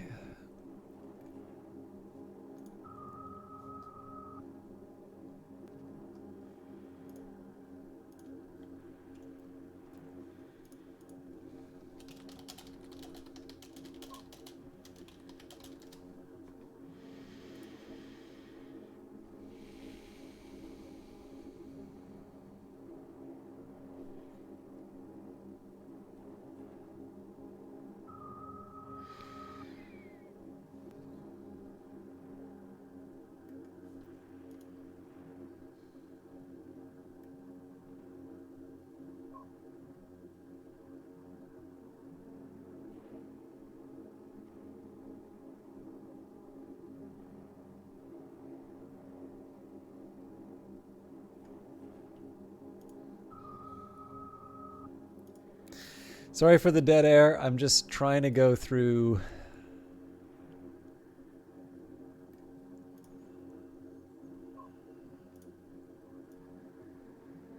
Reddit might help.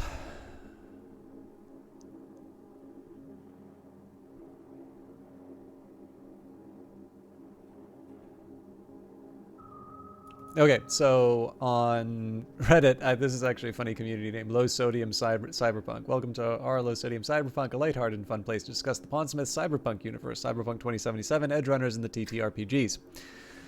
We focus on positivity, kindness, and constructive criticism, but do now low-effort complaining, insults, or trolling. So, posted by Cheta Taco 2 years ago. Question about Aaron in the Scrolls Before Swine Gig. Spoilers. This is a quest that you get from Regina for someone named Aaron, an NCPD sergeant who requests you steal some security footage from a Maelstrom warehouse for proof that they're torturing people over there. As an unmarked optional objective during the mission, you're able to watch said footage before you steal it, which shows Aaron shooting and killing a woman, which in turn makes Johnny and V quite upset. Thing is, I think I missed a shard or some other background information here, as I'm not sure who this woman is and why Aaron shoots her. That's actually probably the woman that we saw in that conversation. Initially, when I saw the footage, I thought Aaron was just shooting some Maelstrom goon. Couldn't get a look on her face, but based on Johnny and V's reaction, that's clearly not the case. I've since finished the quest, and it seems clear that the footage is meant to show Aaron as a corrupt cop. It has been bugging me that I didn't get the full context of what's happening here. Would greatly appreciate it if someone could explain it to me. Thanks. And then DCL XVI 1134, asked for them by name, says, if I recall correctly, the footage shows Aaron shooting a woman he was in a relationship with. He owed her some eddies, he's been cheating on her, and she had some knowledge of his corrupt nature. She emailed him, or maybe the conversation was on a shard, to say that she wanted out of the relationship. Didn't care about the sleeping around, but needed the money. I don't recall if she explicitly said she'd go to the cops with her evidence that he was corrupt, or if he killed her just in case. But basically, he murdered her when she thought she was meeting him to get her money back and walk away from the relationship. Which, yeah, we did see that bit of information here. So we don't... Yeah, the weird thing is that the reason why I went down this rabbit hole was essentially because I wasn't clear on why Johnny and V were upset. And arguably, I don't actually have the full information as to why they would be upset until after I confront him.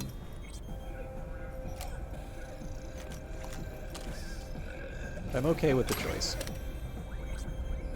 Caught in the maelstrom. I'm stood in the middle of Totentats, my knuckles white, tightly gripped on an Achilles M179E rifle. It was shoved into my hands just seconds before the attack, my face, arms, and synth leather jacket soaked in the blood and brain matter of the psycho I had just shot.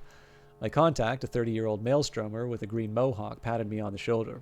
"And Phil, you ain't half shit," he tells me appreciatively. "Took you for a pussy bitch. I'm not gonna admit you some... Sorry. I'm gonna... But gotta admit you have some steel-clad balls after all. And don't worry about that sad scrap heap. If there ain't at least 20 bodies, you can't call it a maelstrom party." What had already been an unsettling experience took a turn to a whole other level. The other maelstromers continued to mock me, but I could detect a tone of approval through the vocal distortion.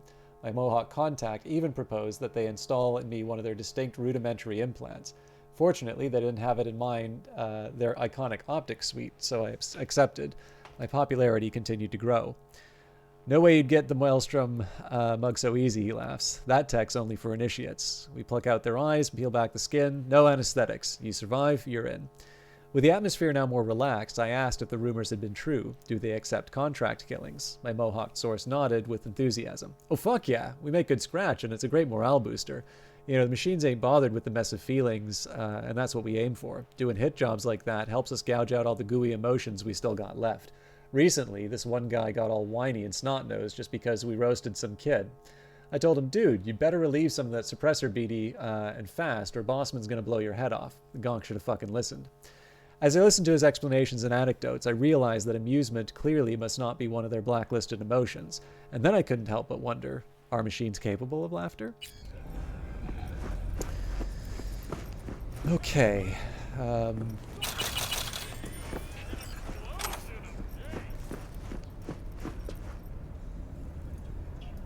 Help from Anna Hamill to Aaron McCarlson. Aaron, top brass killed the investigation into the Kabuki scavengers again. Fuck them. I'll see this thing to the end with or without their approval. Can I count on you? Age. No. If I were you, I'd take a deep breath and let it go. This kind of rogue cop shit never ends well.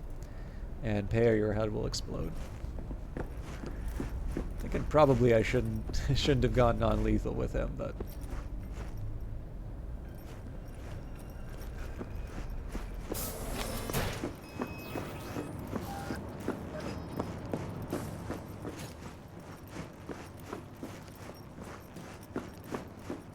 Fuck, game is more stressful than life itself.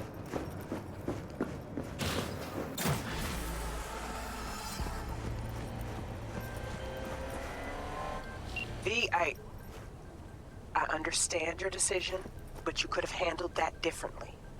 Aaron was a bastard, but a bastard with influence, and you had dirt on him. But what's done is done. Our client's dead and gone, which means so's our payment. You understand. Gig shut and forgotten. so apparently it doesn't matter that I did a non-lethal on him. Well, that's fine. So he's dead.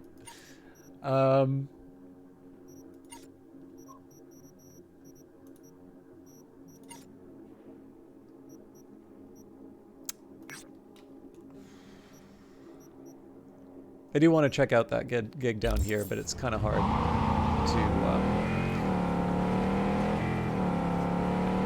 to pass up something so close.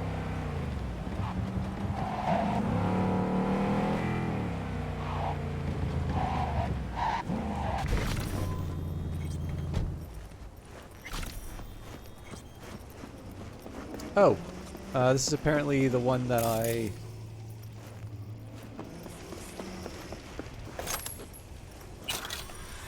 Apparently I'd already done this one, but there was something that I'd forgotten.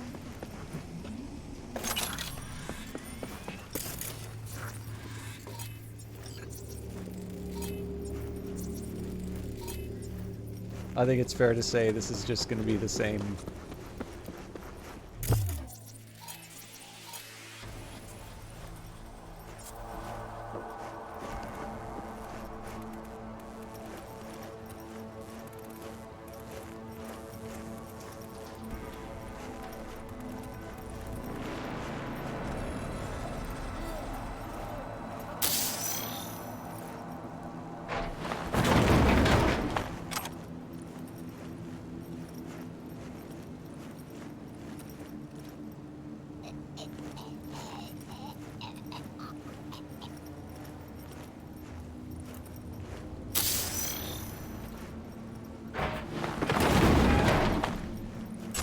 Okay.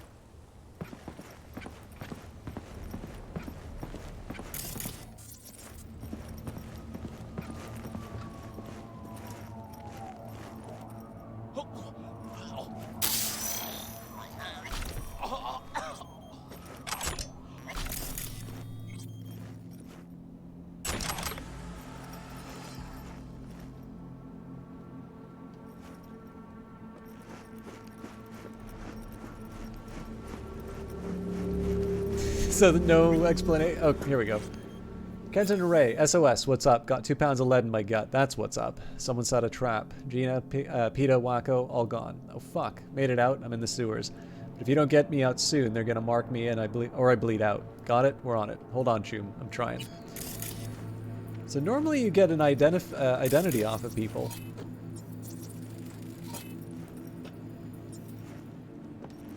This one, not so much.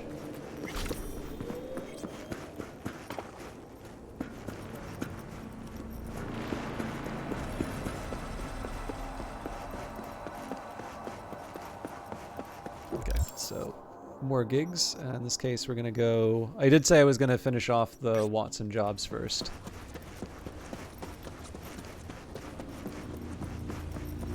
I am a little curious. So, given the relationship with the Fixer, like obviously we did something that sort of soured the relationship. I still got my payday because we robbed Aaron in his apartment, but I am kind of curious whether or not that's going to affect. I rather like driving fast.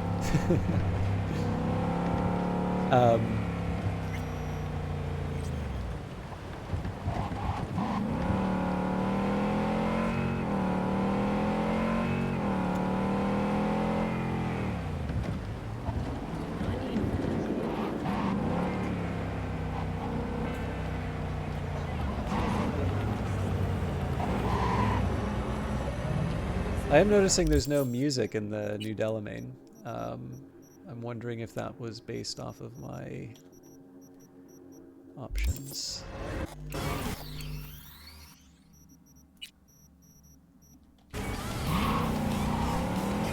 Now we've got the music.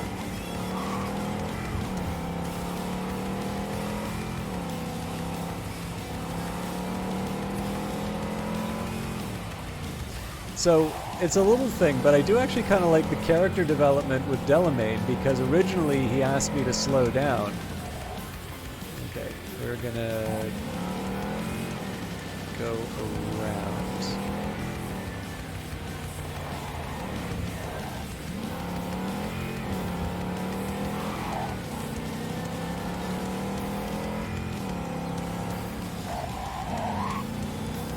But yeah, I don't know, just little bits of development. I'm attached to Delamain, so obviously it took me a while to talk about characters I like, and I really want to settle on something, so I'm not going to add Delamain to the to answer the previous question. But where are we? Yeah, I don't know. Motivation right now is buy up vehicles. Using cash from side jobs gives me a chance to explore the world a little bit on largely a recommendation from K-Money. And then of course I always have the option of following the main story where I want, but it does actually feel, especially given that there are a couple of Cyber Psycho jobs where I really struggled, I'm not entirely sure it's a bad idea to do things that will make me stronger, so this may be a worry. Alright then.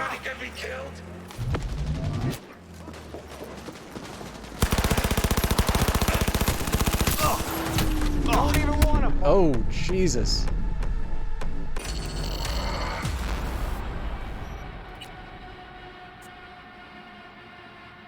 So I should mention I've been playing on the hard difficulty largely because I would like to see...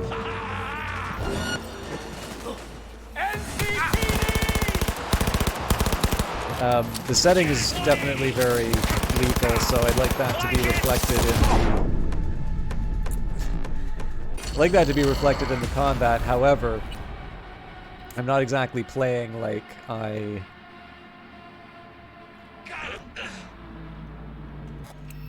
Sorry. Made some tea and I haven't drank any of it yet. Just 1 second here.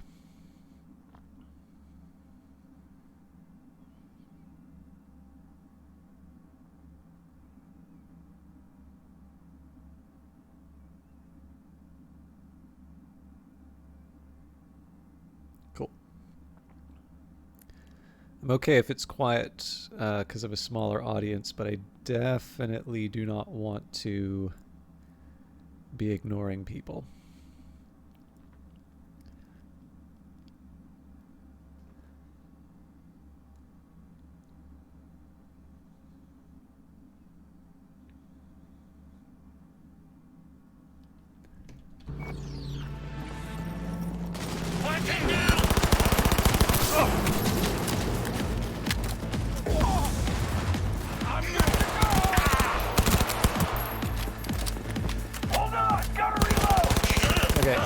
Crazy about the way the dodge gets red.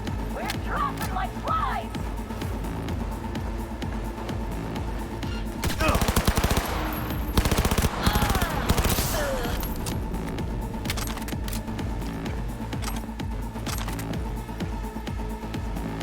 Would have been smart for me to ping just to smoke out anybody else in the area. Get him off me!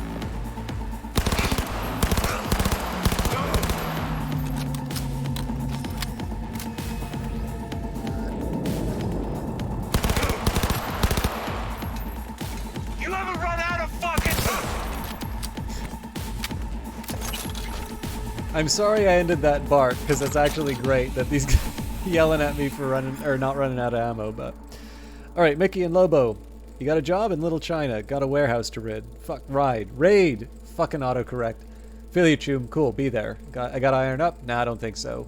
Cooler says he got some sweet doodad. Supposed to deactivate the alarm for us. Cooler's a gonk. Choom can't even put on Velcro shoes without his mom's helping him. If he's the brains here, I'm out. Sorry, man. Cool, Choom, suit yourself. Later. Okay, so... NCPD didn't make it.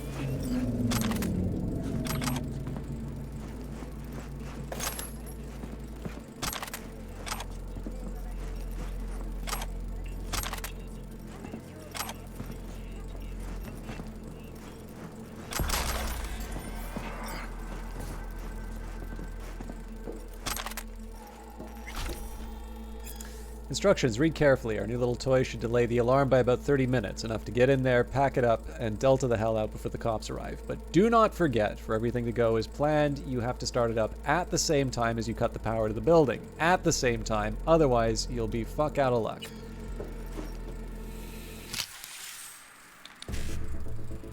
$7A, 2 BDs. Now I don't have that immediately. So if I do a BDE9, 55, 7A, BD, okay.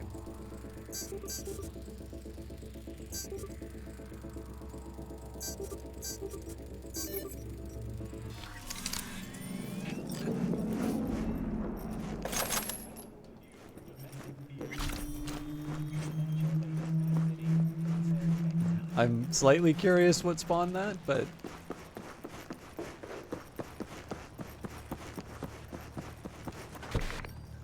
see if I got any improvements.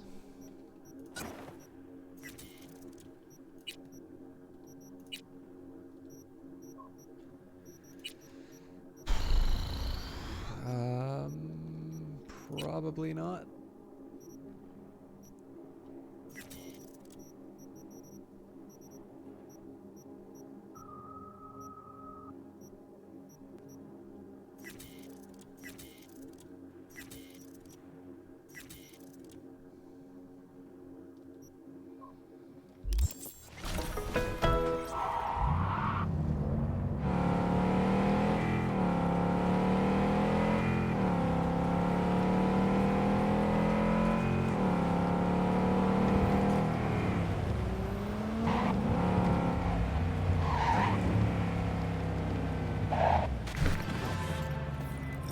Hey V, wanna do a good deed and make some eddies while you're at it? Gotta get someone out of the Tiger Claw's grip before they chop him into teeny tiny little pieces. You in? Deeds attached. Don't make me ask twice. Alright, SOS Merc needed. Objective Rochi Wan. Tiger Claw's dojo on Brooklyn Street. Details. Matters urgent. My client, Masadu Coolidge. You might recognize him from his show Boxathon on N54 from a few years back. Is looking for someone to get his coach back from the Tiger Claws. Here's the deal. Masadu got himself into a debt hole. Looking to climb out the easy way, he cut a deal with the Tigers. They gave him a wad of cash to go down in the next fight. What did he do with it? He goes to the bookie incognito, bets on his own win. Next thing you know, the KOs his opponent and in the second round and blasts off into the sunset in an AV. It was happily ever after for Masadu until they kidnapped his coach, Rochi Wan. They threatened to kill him if Masadu doesn't come back to Night City. Masadu doesn't want his coach's death to weigh on his conscience, so he got in touch with me, and I got in touch with you. Sending you the cords where they're keeping Rochi Wan. Try getting him without tripping the alarm. Hostages and shootouts don't mix well. Good luck. So this is definitely going to be one that I save for, because I have a feeling if it is a dojo full of angry people, my incompetence in terms of stealth is going to be a liability here. Okay, I don't have a direct 55, but I've got one there. And... oop, don't ping it. Jesus. Alright. Tag what we can. I'm assuming there's also going to be security cameras.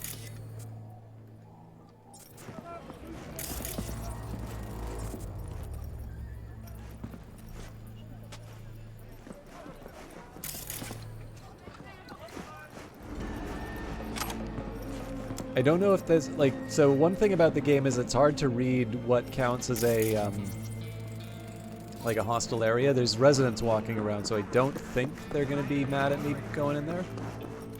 But I want to see if I can maybe find a stealthy way.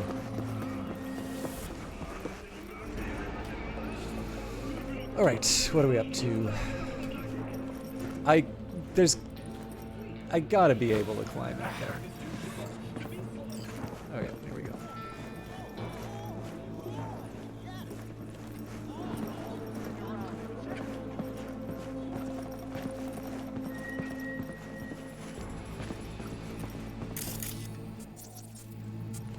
Okay, that's a security camera. I'm gonna wanna hit that. Let's also ping again so we can maybe get a read on where the other people are. Yeah, this is a chance for me to tag up all the others.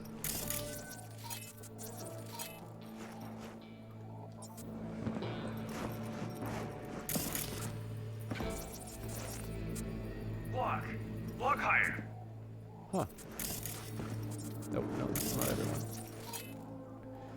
So probably best for me just to avoid this room. Whoa! Probably best for me to just avoid this room altogether. This other guy is hard to get a read on, but that's fine. I should be able to handle the rest. I'm surprised that she doesn't have... Oh, there's a glitch.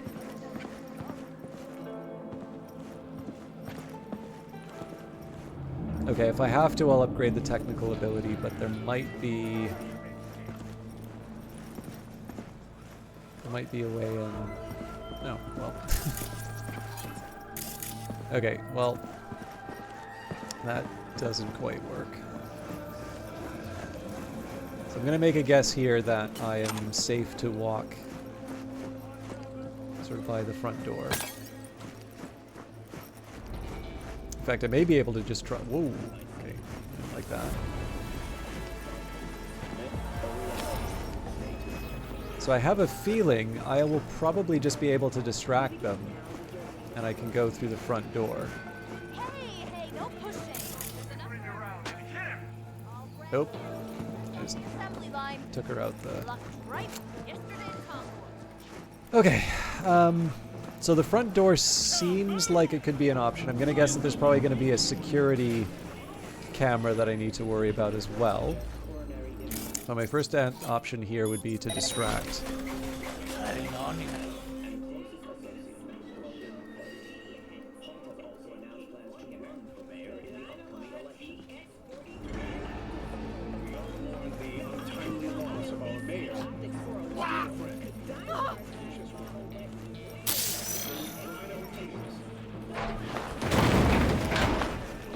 How much to buy your silence?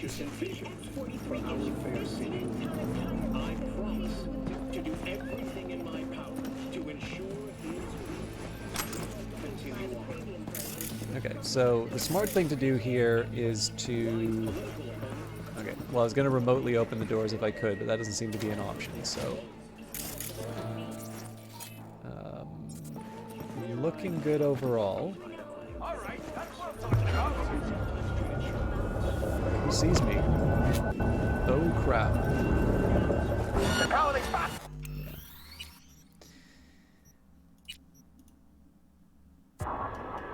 That's kind of a crummy way for me to reset things. Like, obviously I have more information. I didn't think properly about how to handle that, but like I said, I wanted to try and go for the stealth approach.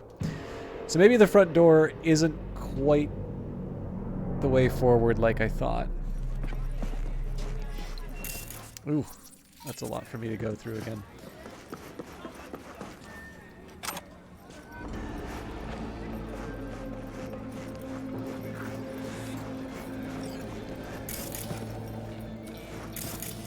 So actually, there is one easy thing I can do, and it would have made my... It actually would have simplified things quite a bit.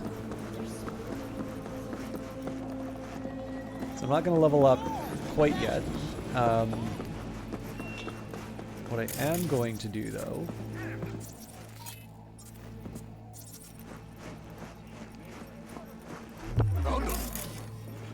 Yikes.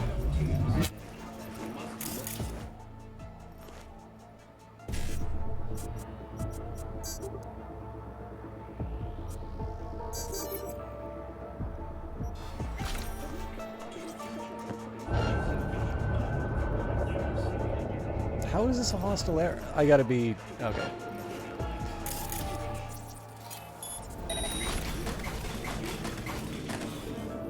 A little silly, but I think we'll get through it.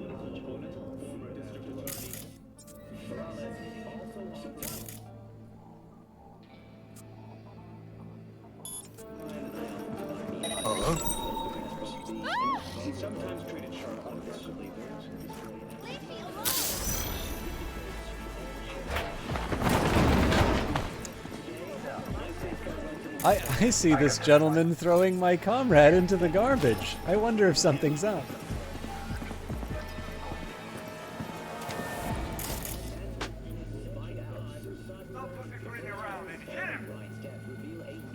That's probably where the victim is.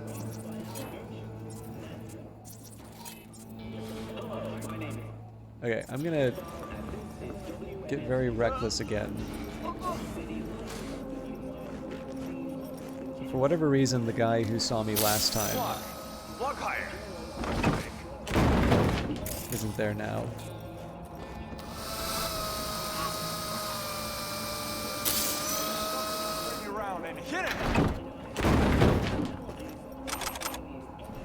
Should probably F5 this because I either got very lucky or very unlucky the last time. I'm gonna ping it again just because there's probably... You're kidding me. That was the dodge. Alright. That was the guy I was looking for. Yeah, who else could that guy be slapping? Especially if he doesn't show up on ping. The Iliad, for my mother the goddess silver-footed Thetis telleth me that twofold fates are bearing me toward the doom of death. If I abide here and war about the city of the Trojans, then lost is my home return, my renown shall be imperishable. But if I return home to my dear native land, lost then is my glorious renown, yet shall my life long endure, neither shall the doom of death come soon upon me. Aye, and I would counsel you others also to sail back to your homes, seeing there is no more hope that ye shall win the goal of steep Ilios. Homer. Or to put it another way, quiet life or blaze of glory. Bring around and hit him! So this is one of the things, like, I certainly have some criticisms in terms of how the story is portrayed in this. Like, there are a few cases where I feel the game is maybe a little more immature than it should be or needs to be. But, I don't know, like, I feel like putting stuff like that in, echoing Dex's lines, like, I've got indie games that I play that really want to highlight their storytelling chops that don't do stuff like that. I don't know if this counts as like the height of game writing or something, but I appreciate that they do that. Okay, so 55, 55, 55. Okay, I can do that. And apparently I can try for the BD1C. Fights: Joe the Ripper versus Miyagi the Bull. Lonesome Luke versus the Executor, or possibly Executor. Racy Rob versus Masadu Coolidge, cancelled. And Miguel Mucho versus the Machine. Now, more importantly, we'll want to turn off the cameras. I have noticed when I do the remote takeover, it does tend to glitch out more often than not, so I'm not going to do that. Akane Kobayashi to Hane Fukuoka. Hey, just letting you know that ticket sales are salami thin. When word got out that Coolidge backed out, I've been getting 100 refund requests a day. We'll need to figure something out with this tournament or just cancel it, because at this point we'll be running at a fat loss. Let me know where to go from here. Akane. Coolidge, Akane Kobayashi to Hane Fukuoka.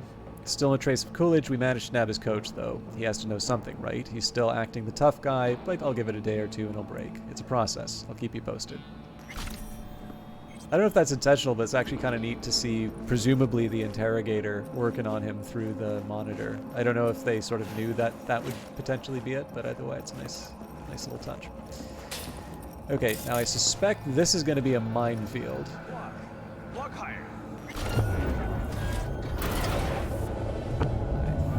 think I'm hooked. Yeah. So that probably shouldn't have been a surprise, but I have actually forced open stuff before without being detected, so...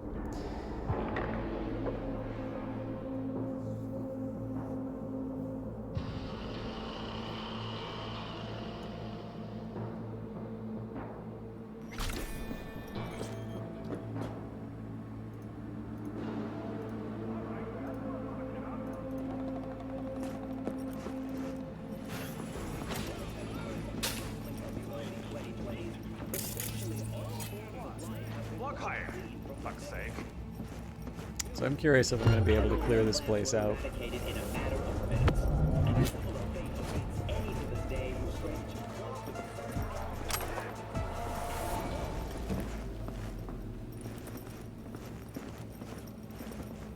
Actually, this is probably not a good use of the time, but... Oh.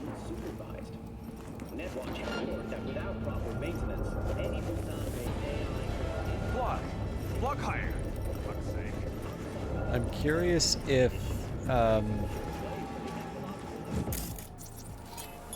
this distraction.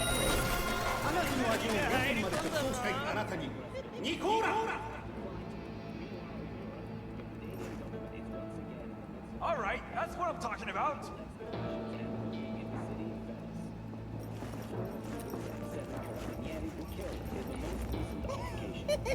오이라! 오이じゃなくてオイラだよ!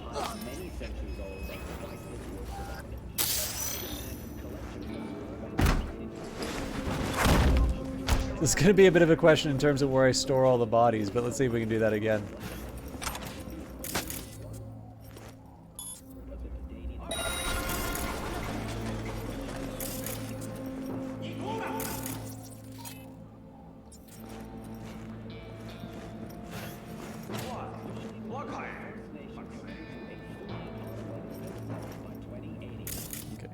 Looks like that's not an option anymore. Turn around and hit him!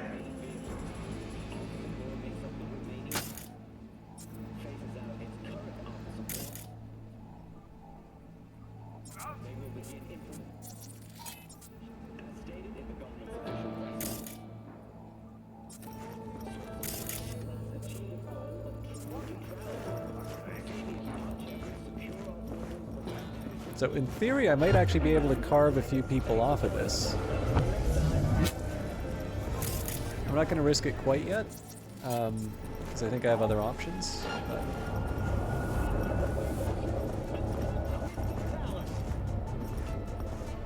All right, that's what I'm talking about.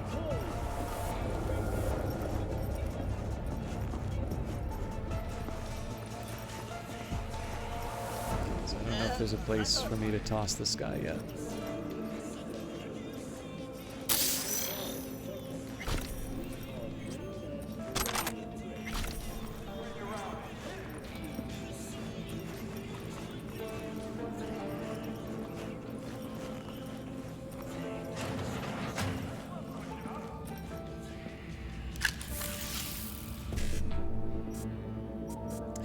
Okay, 2 1Cs, 55 1C.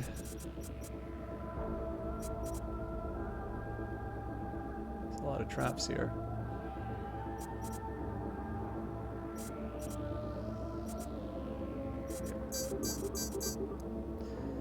Oh, should have thought about the next step. So BD 1C 1C is really my only other option.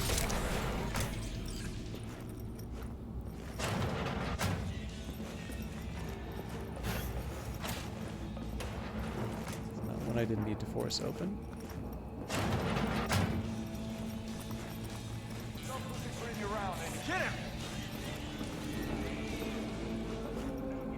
So the question is, how effective is it going to be to try and distract a few of these people? So let's see if we can start with the camera.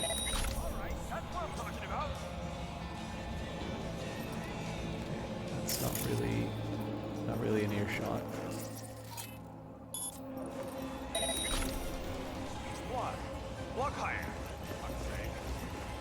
So it's not really having the intended effect.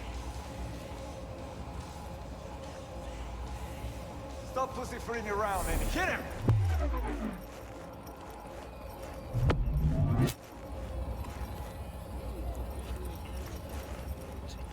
right? That's what I'm talking about.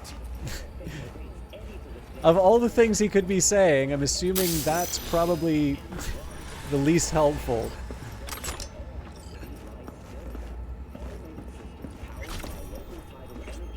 So it's not clear if she's gonna see me when I go after this guy.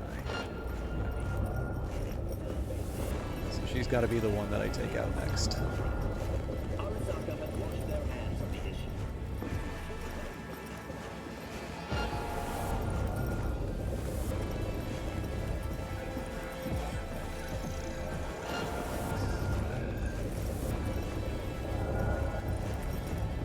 Now, there is a reasonable question here as to whether or not I'm going to be able to get around the edge in time. Hell no. So I got to do the same. I basically need to do the same trick as last time.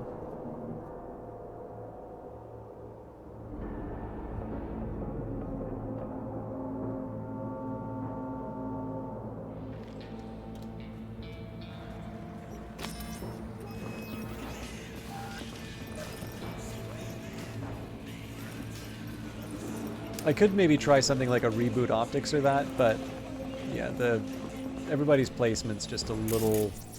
Oh, hang on, there's a camera up here. This doesn't need to be nearly as hard as I'm making it.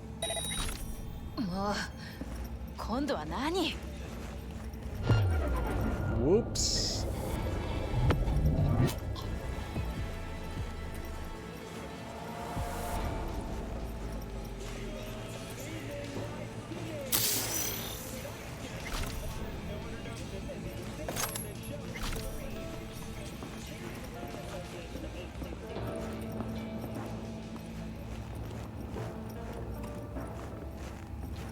I think at this point I can probably afford to just leave the bodies on the ground.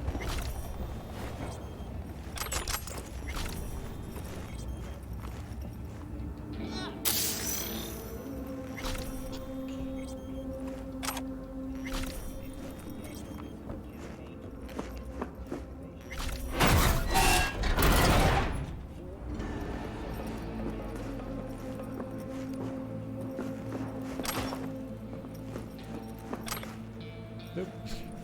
That wasn't what I was intending to do. I'm pretty sure this is not the intended behavior.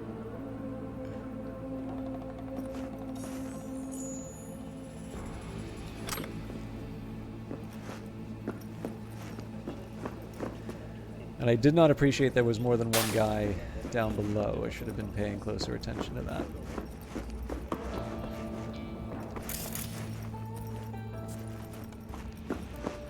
But this should be considerably easier. It's not guaranteed that I've properly tagged everyone down below, so I should either be careful or I should find something to ping. Okay, be careful here. You're kidding me.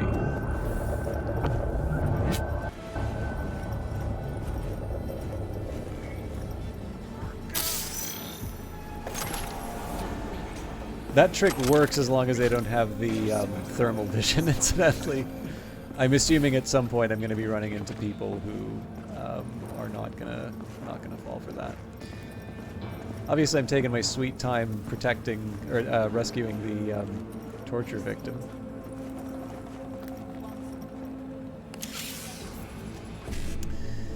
All right, where are we? 2 1Cs, 55, then a 1C.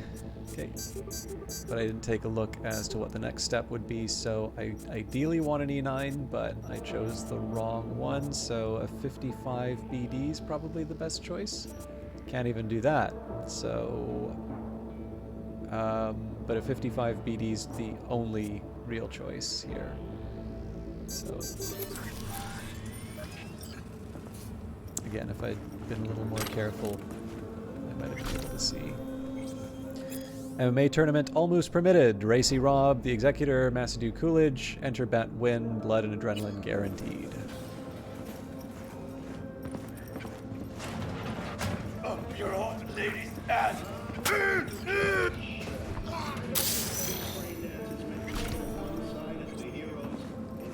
Joe? Yup. That's me. I was hired to get you out of here. Can you walk? Interrogation transcript. Automated transcript. Where's Coolidge? Inside. Inside where? Your mom. Very fucking funny. Rochiwan screams in pain. I'll ask you again. Where the fuck is he? Hold on. I have to check. Yeah. Still in your mom. That's it. Screams and whimpers. Not so funny now, huh? So let's talk. Where's Coolidge? And not another word about my mom. Okay, I'm done. Smart move. So, he's in the other hole now. Motherfucker. Rochiwan bellows in pain. Man, I've got 43 fights under my belt. This isn't my first black and blue makeover. Say the word, and I'm right behind you. Okay, then get up. Time to turn tail. With you all the way. Listen, if we run into trouble, I can't help you. At least, not in this state. I'll handle it. It's what I'm paid for. I'd be surprised if there was anybody else we ran into, but I do want to... Car's waiting. I do want to get that last... That's on the upper level. Huh, okay. We should probably get out of here then.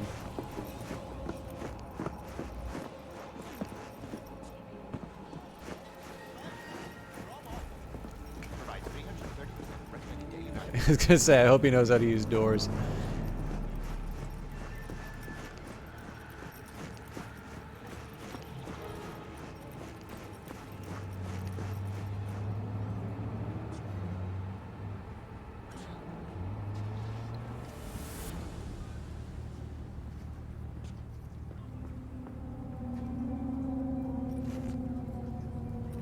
Do you want like a bandage for that? All over now. You better Delta. Let's put this whole thing to rest. I'm pretty sure you're gonna die in like a minute.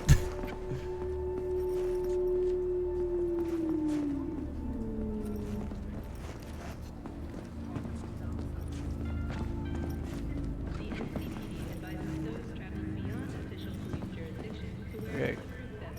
Maybe 15 seconds.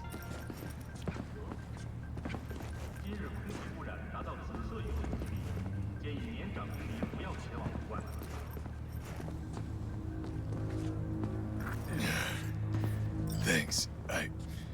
I think I can take it from here. I'm sure you will. Hey, listen. By the way, who threw down the eddies to bust me out? No can do. Professional discretion. Give me a break. Mercs have a code of ethics now? I do. You're on the level. Don't let this city swallow you up. And if it does, make sure it remembers you. This is truly a spectacular amount of blood this guy is losing. Sig reached me that road's secured. Can't say I'm not impressed. You handled it like a real pro. Closing the gig. Sending the eds.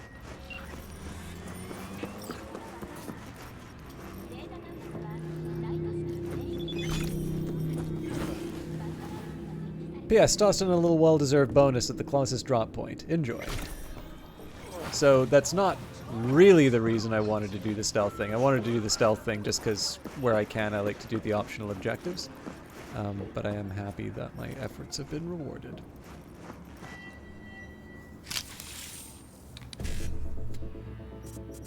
$255s and a 1C, then 255s. I can do that. So 55, 55, BB, yeah, get them all.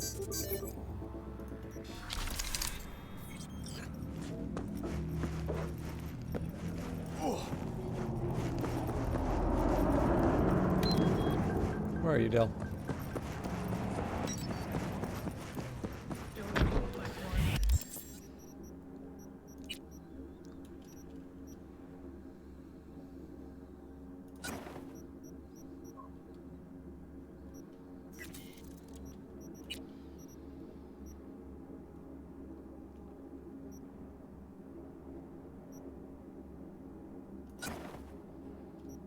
This hat still looks stupid, but I'm getting closer to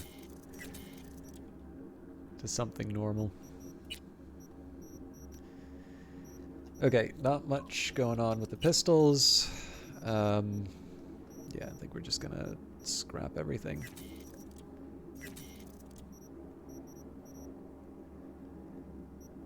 So 137 versus 218.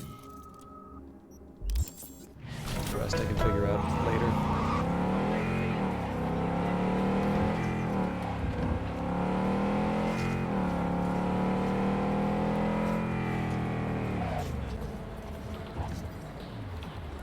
So one side of me that wonders about the choice, like, so I don't think I'm ever really going to appreciate what it is like to sort of sit down on a big project like this and, like, figure out what you're gonna do, right? Like, at some point, somebody had to sit down and say, you know, we're going to make an RPG based on the Cyberpunk setting from our Talsorian games. Okay, somebody didn't like that. Ah. It's because it's a robbery.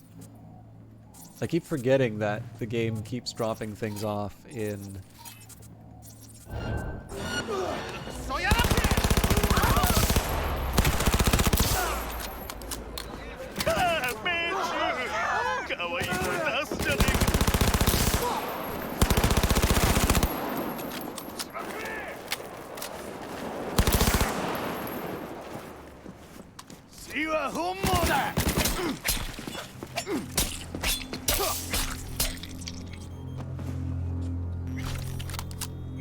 Be a net hero. If you suspect any rogue AI activity, call the Netwatch hotline immediately.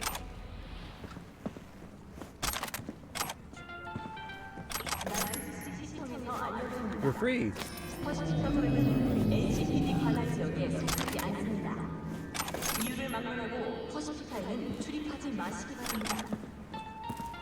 I'm sure there was a stealthy way for me to handle that if I didn't just walk into the middle of the encounter.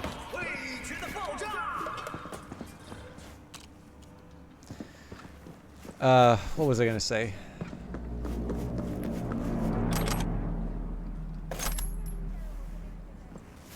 Yeah, so in terms of like the genesis of this project, you know, at some point you're gonna have to say, okay, we want to make an RPG based on the Cyberpunk setting from our Talsorian games. What does that mean? Even if you just say an RPG, right? This can be everything from Divinity Original Sin to, you know, probably it might be a little much to say something like Age of Wonders. New contract's hot and ready, almost in the major leagues now, V. Feel free to take a day off. You've earned it. So, all that I'm really trying to convey here is that on its own, this is already kind of a big choice, and it's not guaranteed that the end result of that discussion is this game. But because of the talk of multiplayer, there is one thing I'm a little curious about for this game. And that is particularly like the driving side of things. I am a little curious how much was consciously inspired by Grand Theft Auto. Because it really does feel very similar. And I don't think that's a bad thing. I think, you know, Grand Theft Auto 5 is a really good game. And more importantly, when they talk about the multiplayer elements, I am curious if there was the consideration at some point that there could be a Cyberpunk equivalent to GTA Online. Now, it's all well and good to sort of have that ambition. Whether or not it turns out that way is a whole other question. But, you know, I guess the question here would be, is the experience of sort of driving around Night City and having these experiences something that the game turned into, or was there this conscious decision that there would sort of be this almost hybrid approach between sort of a, you know, a Skyrim meets GTA kind of experience? And the multiplayer thing, what might be a good idea is for me to go back and take a look at some of the articles on what the multiplayer intentions were. I have a feeling that that sort of thing probably is going to be removed. And at this point, I find it really hard to blame a developer for doing so. Like, for archival purposes, I think it's really interesting if you can keep stuff like that up. Oh. I did not want Dell to feel pain. Yeah, so like, for archival purposes, I think it's interesting to hear what the intentions for a game were, even if they aren't realized. We also have lived in sort of a world where, you know, everything from Mass Effect 3, which didn't necessarily... Well, no, I mean, the players certainly felt they were promised something, but I don't really see anything that BioWare promised that wasn't ultimately delivered. V, guy named Max Jones needs help. He might disagree, but if you don't get to this stubborn gonk first, he's as good as dead. There's gotta be Max someone. is a media and a good friend of mine. Need you to bring him to me. If he puts up a fight, you're cleared to use force. Like I said, he's stubborn. Deets attached. Okay. Rescue Max and bring him to me. The old broadcast TV in Northside details. Night City doesn't like people that like to kick the hornet's nest. And Max Jones, well, he kicked a bunch of them at the same time. Kicked them so hard, in fact, that somebody put out a hit on him. Thing is, personally, I'd rather he stayed alive. Max Jones is an old friend from my muckraking days. When we co-wrote a vidcast about independent farmers who were put out of biz by Biotechnica drones, those were the days. Nowadays, Max doesn't even take my calls. He's as stubborn as they come, but now I'm worried that he's really lost touch with reality. He probably thinks he can manage perfectly fine on his own, but that's what all young gonk men think, that they're invincible. Bring him to reason, will ya? Sending you the coords to his hideout. If I manage to track him down, it's only a matter of time before the others do too. Oh. Okay, I may have to level up for that.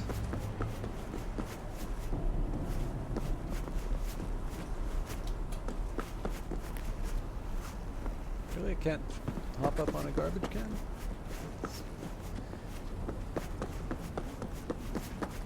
I'm not above using the technical ability on this, but I refuse to believe that this is the only way into this building.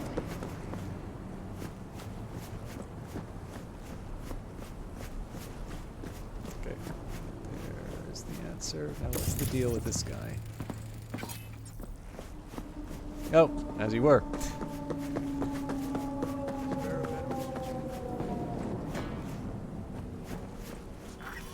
Here, all yours. God bless. Huh.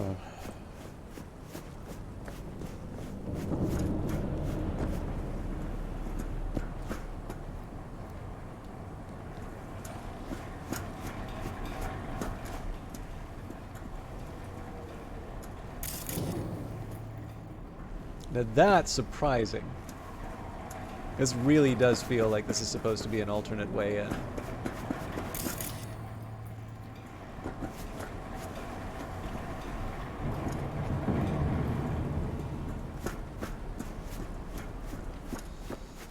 Okay.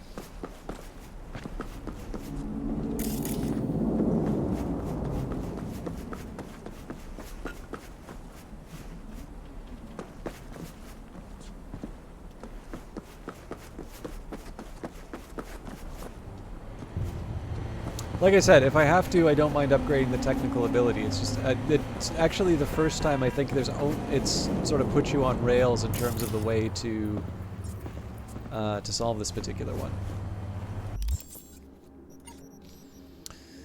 Okay.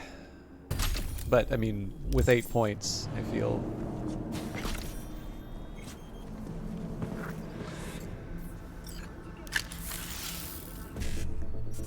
I feel like I'm in good shape to do those decisions. Okay. So 1C BD 55, then we move on to E9 1C 1C. Yep, I can do that. Oh crap. Okay.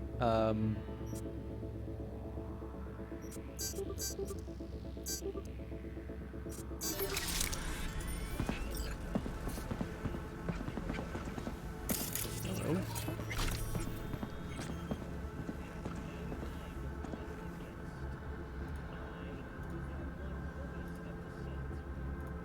Credits, outro, presenter Nellie Bly, publisher Regina Jones, editors Magdalena Baggi, Matthew Malinowski, Matt Denal, Charlize Barton, Max Jones, Paul Kowalski, Florence Avital, graphics Viola Barton, Kim Allen. News service at 7 p.m. on the 6th of June 2070, and I'm Nellie Bly, coming to you live from the World News Service. Today's biggest stories include further casualties from the war as Sacramento was carpet-bombed last night. The USSR has also sent humanitarian aid to Night City. Independent observers claim that it's, quote, not humanitarian aid, only trucks full of weapons. The Free State of Texas has officially closed its borders to refugees from Night City. It's 7 p.m. on the 24th of October, 2074, and I'm Nellie Bly, coming to you live from the World News Service. Major stories today include a cyber-psycho attack in Kabuki, in which, 3 people have died. An earthquake in Italy has killed an estimated 98 people. President Myers has offered to help protect Night citizens with Militech forces, though her words were sharply criticized by the Night City Police Commissioner. Okay. That's really interesting, incidentally, that the USSR still exists in the Cyberpunk timeline. I wonder what prompted that to... I mean, I'm assuming probably because there is material that talks about the USSR surviving later, and so there's, you know, changes to the timeline that don't line up with our history. It's just usually what you see is some revision that deals with the... Actually, that would be an interest. I feel like this is something that someone at like a... Obviously, there's more games programs at universities in addition to like game colleges, but insofar as people are actually trying to do academic studies, it would actually be sort of interesting to see how games as a whole have responded to world events. And the reason why I say that's an interesting topic is I don't know a ton about comics, but I am fond of Alan Moore. And one of the things I really respect about the way Alan Moore did stuff, this might actually also be true for Watchmen, but I've heard about Swamp Thing, which I really haven't read, that he inherited this sort of horror comic series called Swamp Thing, and it's, you know, kind of, it's like what it says on the tin, you know, man turns into a swamp and fights crime. And as seems to be fairly common when it comes to, comic stories, comic worlds, when maybe the readership is declining, or you've sort of painted yourself into a corner narratively, or, any number of different ways that this might come up, you split the timelines, or you write out other changes. Basically, you introduce sort of this artificial device to get yourself out of trouble. And what was interesting about, and again, I'm kind of taking this not from the source material or direct experience, but sort of what I read. Apparently, what happened with Swamp Thing was Moore didn't do that. He was given this opportunity to sort of revitalize, or vitalize in the first place, perhaps, this story about a swamp monster. And he took everything that the comic had established as given, but instead built on it and took it in a different direction. So, for instance, one of the ideas here was that the man had transformed into this swamp creature, and so there's this motivation to, be restored to humanity. And apparently, at some point in the Moore writing, there was the revelation that, in fact, what has happened is that the human died, and this consciousness was transferred into this plant. But that the individual known as Swamp Thing is in fact a plant thing with the memories of a human. And so this ambition to become human is not just impossible, but it is, arguably inappropriate because it is wanting to transform into something that it never was. Which again, if it's a horror comic, is a fascinating and really interesting plot point. But also is one of these things where it kind of gives you this idea. Sorry, I'm trying to wrap myself up in a blanket. It's one of these ideas where you you may not necessarily like. So again, like when somebody new comes into a story, and I apparently just lost my connection.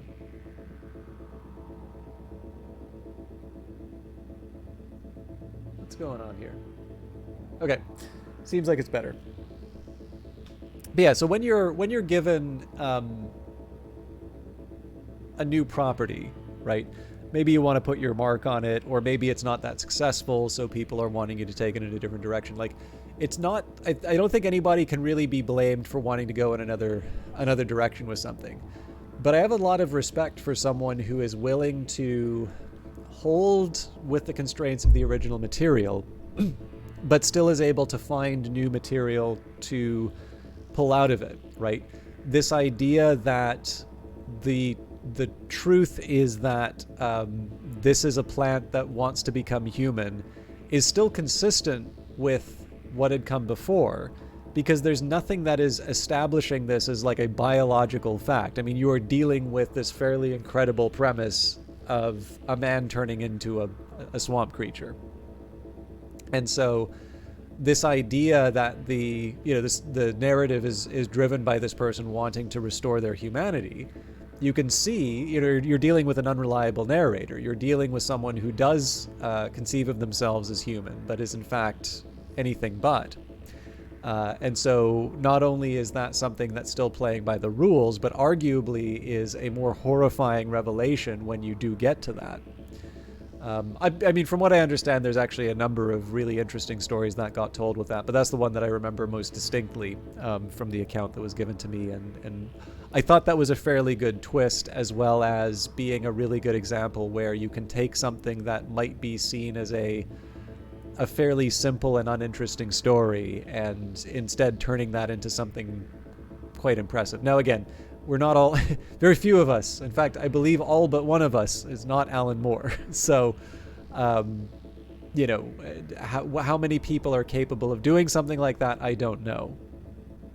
But I suspect probably we have it in ourselves to do good things with what might seem at the surface level less impressive material than I think sometimes we give ourselves credit for.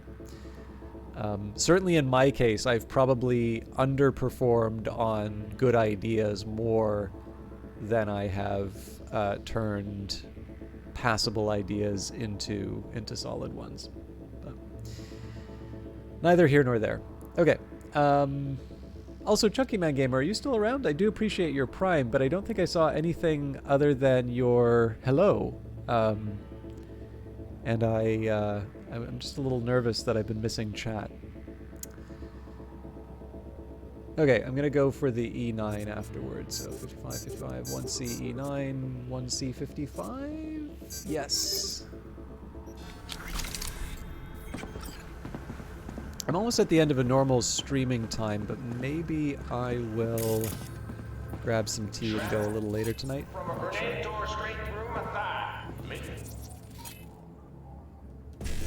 But yeah, sorry, where I was going with all of that was just, the Swamp Thing is an example that I give of where, something's caused you to want to... Something's caused you to want to... Whoa!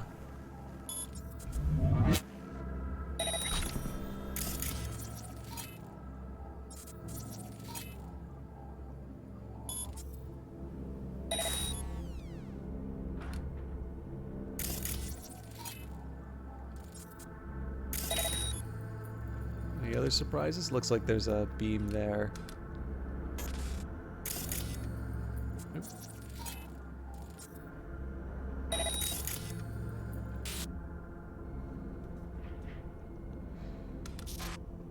But yeah, so real-world events like the collapse of the Soviet Union, for instance, are inconvenient when you've established sort of this history.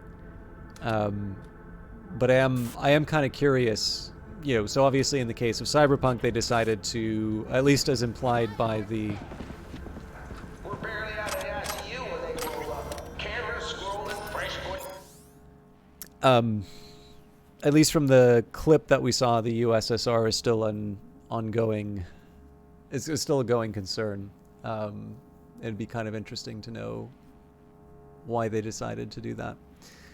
The false rumors circling Busan. Now, we have read this before, but I want to read it again. Conspiracy theorists have recently been roused by news of alleged human activity in the ghost city of Busan. Our younger readers may not recall that the Korean city, formerly 4 million strong, was wiped off the face of the earth during the Fourth Corp War. Unofficial sources out there point the finger at Militech, whose tendencies of tyranny led to the creation and spread of a lab-grown deadly virus. Accident, experiment, whatever the truth, the virus proved so virulent that the United Korean government still won't lift the strict quarantine on Busan all these decades later. So another interesting implication, of course, here, United Korea. So the Soviet Union still exists, but North Korea does not. Presumably North Korea does not. So why did all these tabloid junkies and sensation seekers all of a sudden become so interested in the dead city again 50 years later? A Seoul-based detective unearthed satellite image showing signs of life. Well, technical life, that is, in the form of active machinery. But no real surprise there. After all, Busan was one of the world's most heavily automated metropolises. It was a human virus, not the computer variety. Many of the robots just go about their work, their repairs, their trash scooping and sorting. These mystery sat images, just some computers that never got turned off. That's it. The people of United Korea can sleep easy tonight knowing that Busan is a ghost town in the metaphorical sense only. Put faces on TV, told us what to say. Okay, 1C 255s and a BD. Okay, that's basically a trap here. That doesn't work either. This doesn't give me 55s. So maybe I do a BD, 1C. But that still puts me in the trap. So if I do a BD, 1C.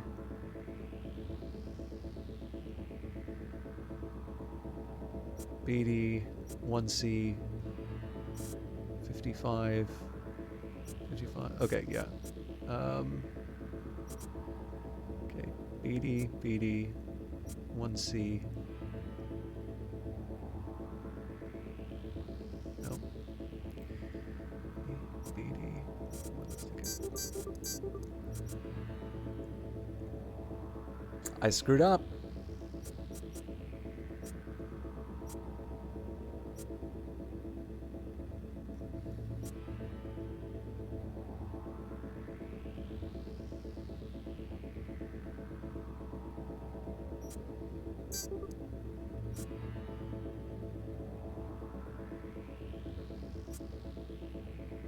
I don't think I can recover any of this. How much they care about bets.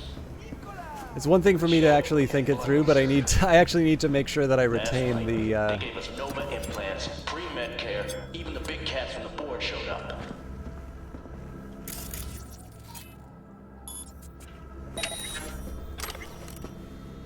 Pathfinder, half a century of silence. When, in the summer of 2020, NASA's Pathfinder mission set off for Jupiter, it was the buzz of every radio station, TV media outlet, and scream sheet. Stills of the crew were plastered on every type of commemorative merchandise imaginable.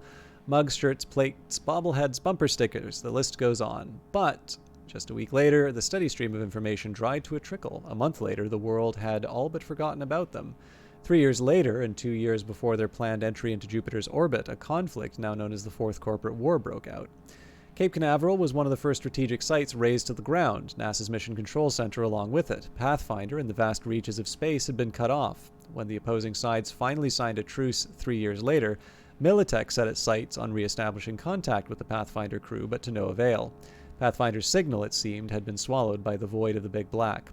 To this day, it remains unknown whether the Pathfinder mission was a success. If the crew ever did reach Jupiter and its moons, we have received no word, no data, and not a single lead to follow. Maybe they never stood a chance. Maybe, after a half-century of silence, they simply have nothing to say to us. That is actually something I'd love to see unpacked in the future if it's ever pursued. Then they packed up their cameras and forgot all about you. Yeah. And get this. Those implants placed we had to get first-gen pieces of garbage. Took everything from us, tossed us like... It's okay. I understand.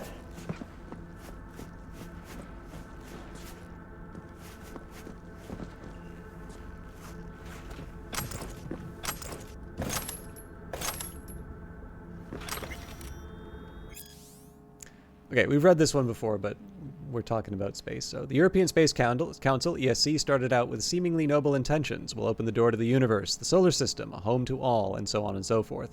It didn't take long for these catchphrases to reveal themselves for what they truly were, colonial ambitions wrapped up in lofty ideals. We, the builders and first inhabitants of O'Neill 1, have witnessed this firsthand. The ESC sent us into space with promises of a new life and a better tomorrow. Instead, what lay in wait for us was a complete lack of freedom and backbreaking work in extremely dangerous conditions. We would have pulled through, we would have toughed it out for the greater good, if only they treated us as human beings, informed us of their decisions, listened to our concerns and requests, but the ESC ignored us. The consequences were inevitable. In 2022, after completing construction of the station, our situation was critical. Station management demanded 18 hours of work every day, 7 days a week, from everyone, regardless of age or health condition. Our peaceful protest was met with a disproportionate use of force, which included stun guns. They thought it would break us, just like the countless protests that broke out on Earth. The thing is, out here, it's not so easy to call for reinforcements. Workers outnumbered guards 40-1, and one stun gun charge only held 15 rounds. The ESC's management had effectively shot themselves in the foot. It was over before they could realize. Only 7 hours passed before O'Neill 1 and O'Neill 2 declared independence and became the first nations established outside of Earth.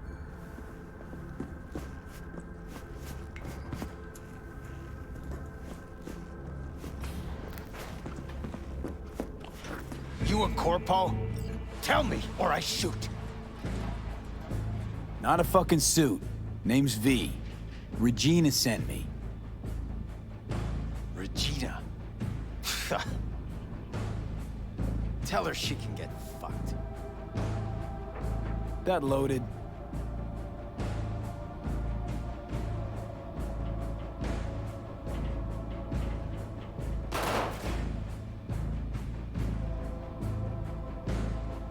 Why the suicide threats, huh? Thought you were a corpo. Sent to silence me. So you would have died anyway. But on my own terms. Bastards control everything. But me, I get to decide when I go. I do. Tell Regina that too. Not gonna break, not like her. Heard your interview on the way up. Started broadcasting the moment you showed up on the feed. It wasn't finished, not like I wanted it, but at least people got the truth. There's a death warrant out for you. But you probably already knew that. Uh-huh. Yeah, I could give a shit too. But Regina wants to help you out. Help me out? She's the one who needs help. She was the best media I knew. Shit, she was my mentor. And now? Sold right out. But I won't be bought. Not me.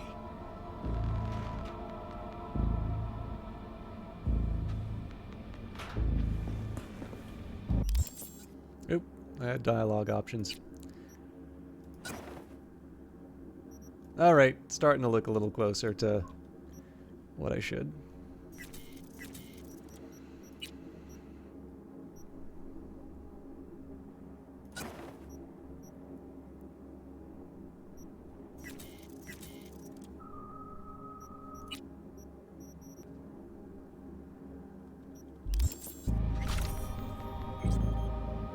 Regina was your mentor? Not just mine. She was the best war reporter in Night City. But then she turned fixer. Yeah, like I said. Sold out. Things used to be different. The media's word fucking meant something. We tracked those sons of bitches every dirty move. And now, you can prove Halt's in Arasaka's pocket, and nobody gives a flying turd fuck.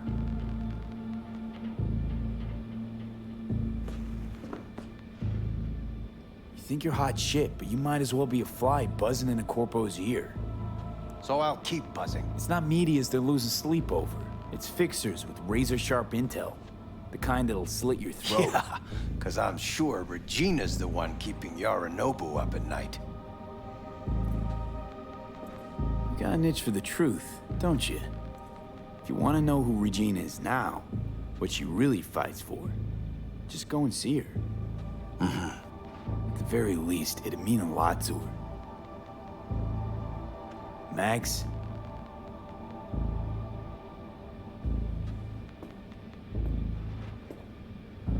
I'll talk to her, but that's it. That's all I ask. Okay, just gotta download a few things. Do what you gotta do. Inside Metacorp, we associate nomads with chaos, societal collapse. We associate nomads with chaos, societal collapse, technological backwardness, and for good reason. But there are always exceptions to the rule, and for the nomads, that exception are the Meta, more specifically Metacorp. Unlike other nomad groups that deal in smuggling and raiding, the Meta are strictly law-abiding. Metacorp, formerly registered in the Western corporate states, is a majority shareholder in numerous shipping companies, including the rapidly growing DTR, Deckard, Tanaka, and Rogers, which handled 53% of all of America's transport last year. The story of Metacorp is a story of American entrepreneurial spirit and confidence in the future. Two things that are not even a nuclear war could destroy.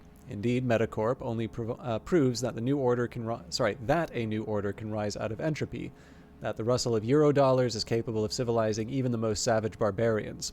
Last month, I had an opportunity to visit the company's headquarters in Medikey, a mobile island currently anchored off the Gulf of Mexico. There, I met Victoria Meta, the corporation's nomad CEO and granddaughter of Metacorp's founder, Jonathan Meta. Victoria had clearly inherited his steely gaze and enterprising mind.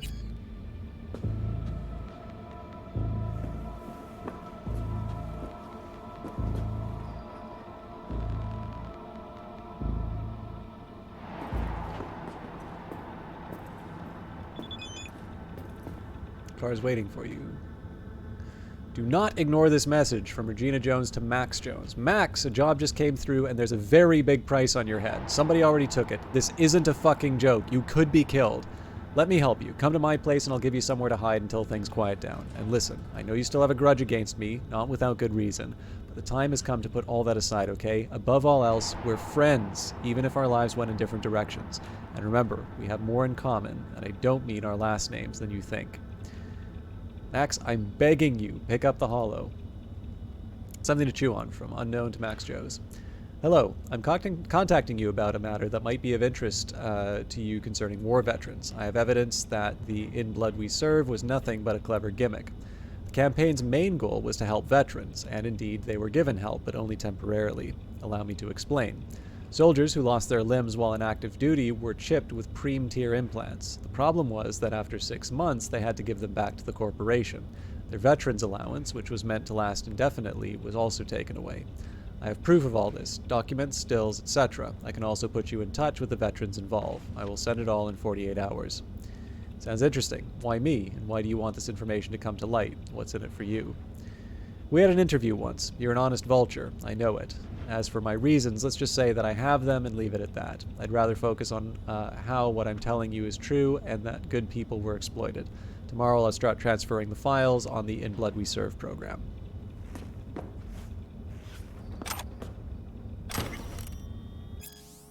We've read the Unification War for Gonks before, so... Kibble and Scop. Latam Wars. As a direct result, I think we've read this, but I don't remember this one. So, as a direct result of the armed conflicts on U.S. soil from the early 1990s until the early 2000s, Latin America, comprising of South and Central America, remodeled itself into a strong federation of independent nations bound through mutual aid and cooperation. The U.S. military's presence was forced from Latin American territories, with the exception of Panama, where it stood its ground despite fierce pressure from guerrilla forces. Many researchers and contemporary historians maintain that, in fact, the LatAm Wars were responsible for the US's eventual collapse, breaking up the Gang of Four, CIA, FBI, DEA, and NSA, and decimating the US Army. However, it's important to bear in mind that no external conflict could have toppled the colossus of American imperialism were it not already built on clay foundations.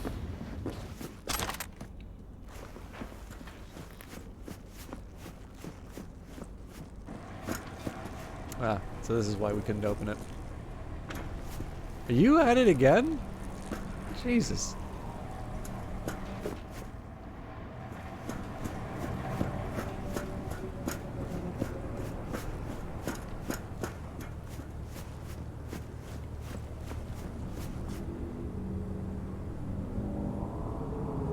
There's no rush.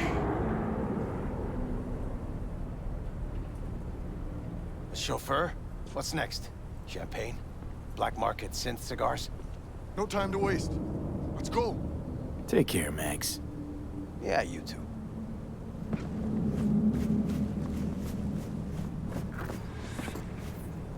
Stop, in the name of the law.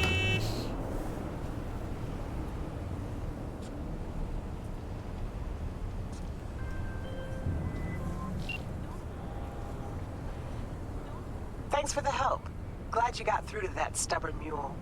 Looks like I'm up to bat with him now. Gig closed.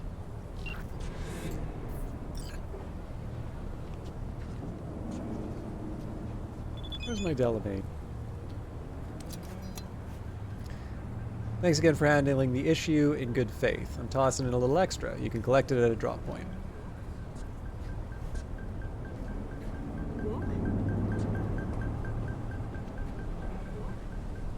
I think I parked it somewhere around here. I wonder if this is driving slower because I'm in the front. Okay, what if I jump? Come on. Nope, just a slow driver. I'm gonna have a snack to try and get my health back up.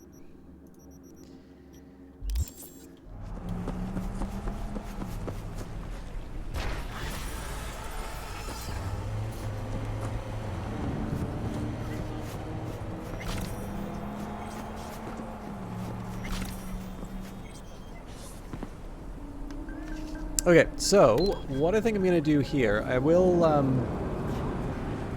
think I will go a little bit later tonight. I'm not sure how much later, but that is going to mean that I'm going to want some tea, and I have a feeling, I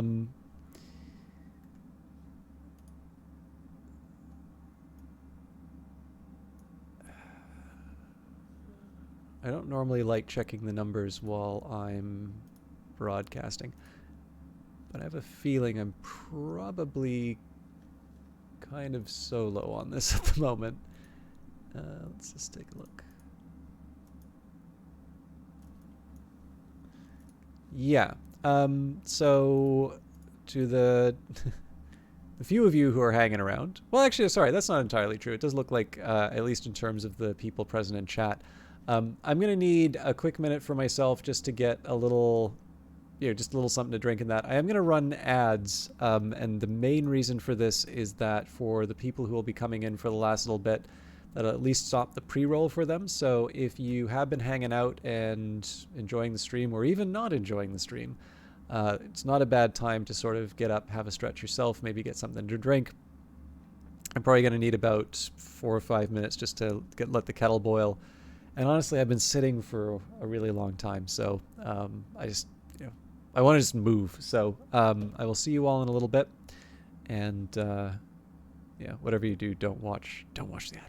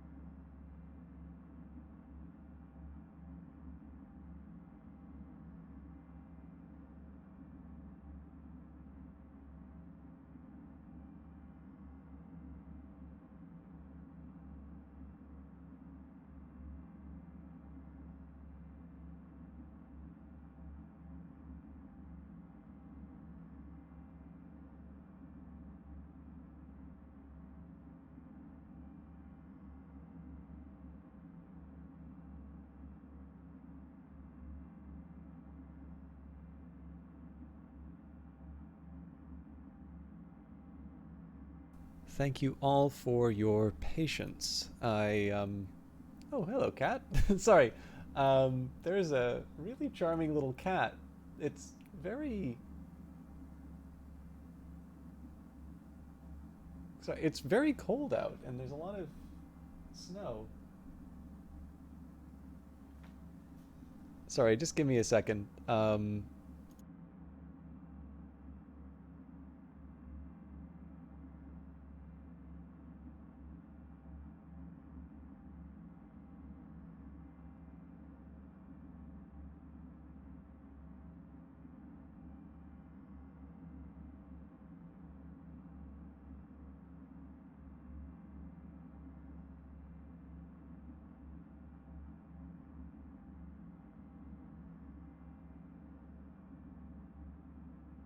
Okay, sorry about that.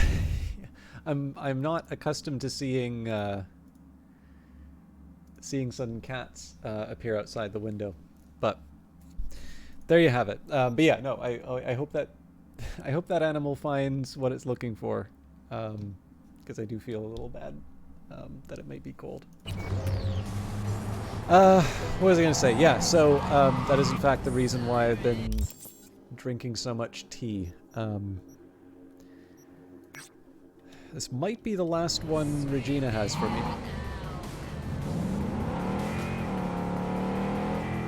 Yeah, it's always a little bit of a dilemma. So I certainly don't want to take you all for granted in terms of, you know, those of you who are watching the channel and enjoying it. I don't necessarily think an active chat is a condition for me continuing to stream.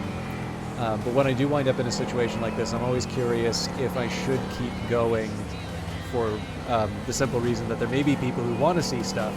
And so going for an extended... Ooh. It's, vamos. But yeah, so the one worry I sometimes have is if people will sort of feel... Should we call the police? Oh my god. I don't know what caused that, but...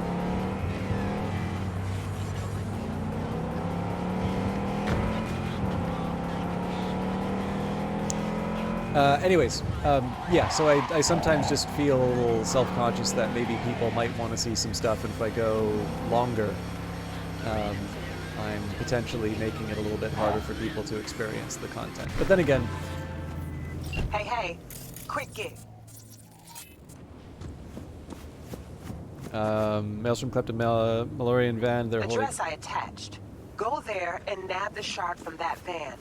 Other words, you're klepping from the kleppers. Need more info? Scan the attachment. Thievery, steal the databank with transport route data from Malorian Limited, warehouse offshore street. V, big news going around town. A Malorian van was stolen on Sir Francis Drake Avenue. Maelstrom claimed responsibility. It just so happens that one of my informants saw the whole thing, and he was smart enough to tail them using a drone. Hard part's over. We already know where they've stashed the van. I'd say we got lucky, but the truth is my people know how to get shit done. Okay, I'll quit flattering myself.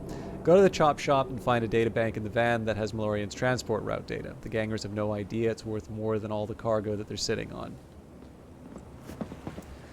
But yeah, so with that in mind, there's a little bit of a tension going on for me in terms of just how much further I should, how much further I should go. So I'm not 100% sure when I'm gonna pack it in for tonight. I'd also just like to, you know, take care of myself, for lack of a better term. It'd be sort of nice to, you know, just get a proper sleep, an early start to the weekend, but as much as I can at least. But we will enjoy our time together, however long that is. Okay, so I probably would have gotten caught by that guy.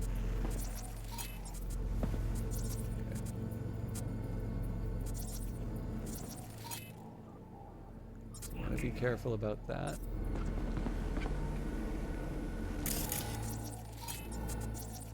Okay, that's a camera. I'm not quite sure where I throw this guy right now. Nope. Problem solved.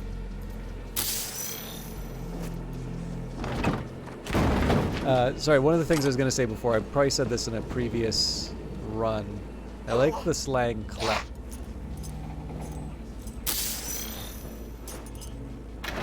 This is actually something that I think Weather Factory is really good at in terms of just inventing terms that feel very authentic. But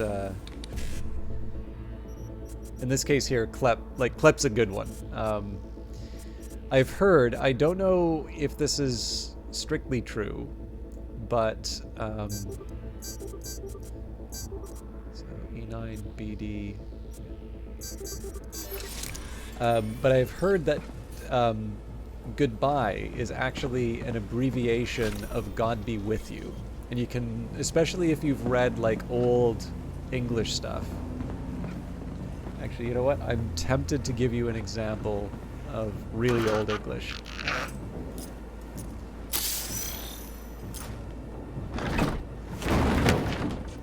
I'll maybe wait for this mission to... Actually, you know what? I can probably do this now. Just 1 second.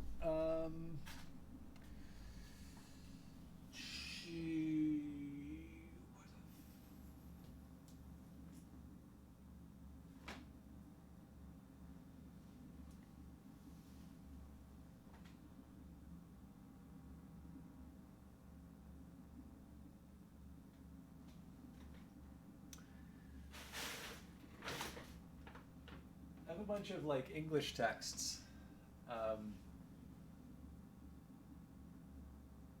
Apparently this is the one time I misplaced... Are you kidding me?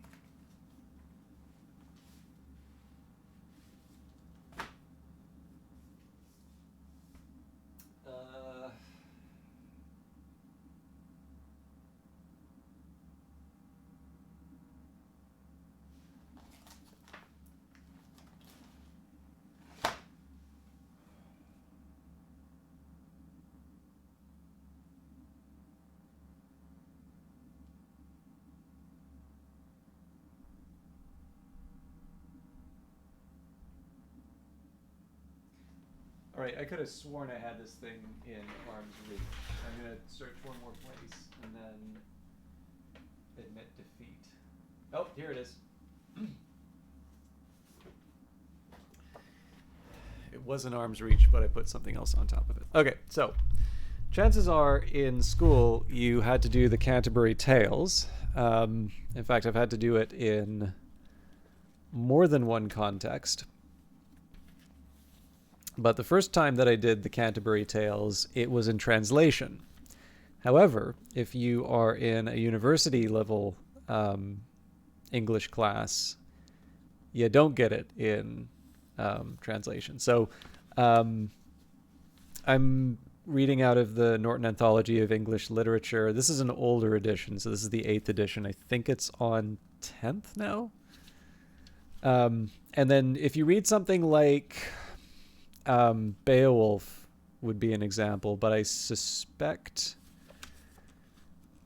even some of the others in here are translated. Yeah, so even Dream of the Rood is a translated document here. But there's certain points in terms of English literature which they will include it in the English tradition, but they'll provide you a translation. But there's a point at which you need to, like, at some point you're going to have to decide what kind of English is Old English, but we would expect an educated, or someone pursuing an education to be able to handle the work. And this is a tricky one, right? Because there's some people, at least, who feel that it would be better to translate Shakespeare to make it more accessible. And, I'm not necessarily one of those people. I think it's good to, I think it's good to, like, the challenge is that anytime you translate something, you're always struggling to try and retain the meaning. But and obviously there's a specific way of writing. I think the argument for Shakespeare would be that there's so many phrases from Shakespeare that do enter into sort of common modern phrases, and probably aren't even recognized as Shakespeare. That there's an argument that doesn't necessarily require translation. However, like I like Sir Gawain and the Green Knight, that is read in that appears in translation inside of the Norton. But in the case of Canterbury Tales, when I had to do it in middle school, it wasn't in translation, but in the Norton it does appear in its original. So here are the opening 4 lines. When April with his showers soot, the drought of March hath pursed the root, pursed the root, and bathed every vine in switch liqueur, of which virtue engendered is the flour. Which basically it's talking about like flowers. It's the rain's coming down enough to sort of drench down to the roots for the flowers is roughly what I'm getting out of that. And again, when Zephyrus eke with sweet beef inspired hath every holt and heath. The way that the book handles this here is that every time you wind up with a weird word like that,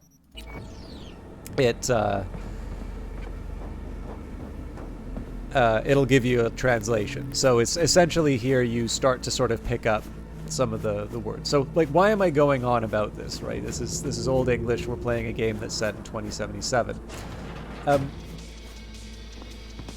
The phrases like clept I like because, of course, you can sort of see, like, you can see in the world where those terms came from. So, like, we're familiar with the term kleptomaniac, right? And kleptocracy. So in one sense, like, you have this like you do the kind of etymology you would in terms of understanding branches of science, right? Zoology, biology. And yet this is like street slang, right? They clept a van. And it's not like you've got a bunch of, Oxford scholars sitting around discussing the origins of the term. This is what these people are pulling out. And again, I credit Weather Factory a lot with doing this very well. But I really like how in the case of, or even like the idea of chum, right? You can kind of see how that that might come from chum. And of course, like you have Shadowrun, like the term chummer.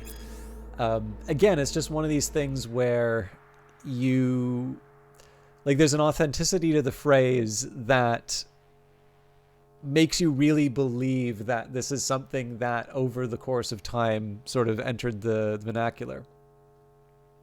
And I contrast this to Pillars of Eternity, which is kind of, if Kree's watching, this is, probably going to inspire a sophisticated eye roll. But like, this is one which decides to use weird spellings for otherwise common phrase. So like Duke, D-U-K-E, in Pillars of Eternity is spelled D-U-C. I don't know if there's any different meaning to the role. It does actually seem to basically be more or less the same authority figure, just a weird spelling. But this did actually sort of pull me out of the game a little bit. And to a certain extent, it really just feels like they've slapped new labels on things as opposed to it being sort of this reflection in terms of how language may have moved through time. And it's a hard thing to do, don't get me wrong. Like, I would never be able to come up with language and slang like that. But again, when you think about the type of English that I just said to you, like, you can imagine people who talked like that saying whatever their equivalent of God be with you is, and having that shortened over time, so eventually you get goodbye. If it's true that's sort of the origin of the phrase, you can absolutely see how the language sort of transitions to that point where it doesn't retain the original meaning, but you can sort of see the fingerprints of the origin. So that's obviously a really long road to walk when it comes to the term clep, but I like it. All right, your inheritance. Urgent reply needed from Sandows. Dear Sir or Madam, my name is Sandows, and I work for Wet in Rectivarguide. I found your address on the client list for Zetatech's Dutch office. Your name happens to be incidental to that of my former client, who died tragically in the recent floods ravaging the north of Europe. But the Dutch will dig it out of the sea again. Please excuse the rather informal nature of this email, but the matter is truly urgent. My client has left behind the 10.7 billion euro dollars in cash. In accordance with local law, the government will assume the entire sum if an heir is not found within a week. I also have it on from unofficial sources that the funds will be earmarked for the local branch of Euro Business Machines, which plans to take over Amsterdam. But we can stop them. I know that you are not related to my client by blood, but by taking advantage of a few legal loopholes, we could inherit his fortune and split it 3 ways. 40% for you, 40% for me, and the remaining 20% for the flood victims, of course. Please respond to this message within 3 days. Otherwise, I will have to look elsewhere for help. Sincerely, Sandows.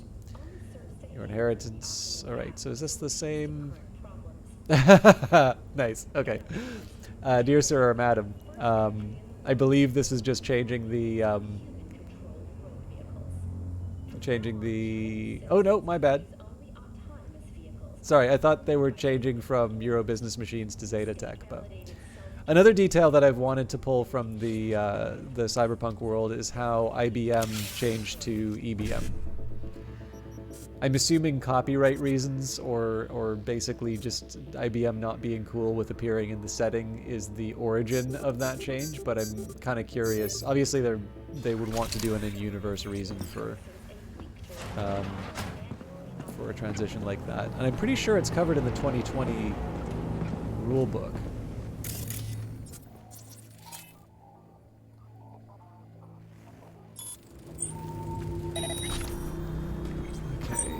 Yeah, there's quite a few of them.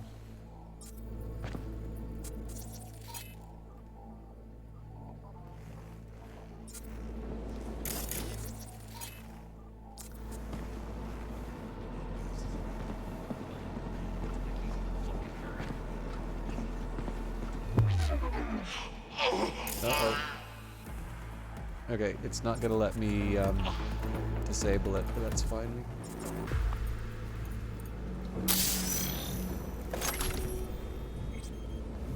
As long as I don't see the body, it doesn't matter so much. There's another item for me to pick up.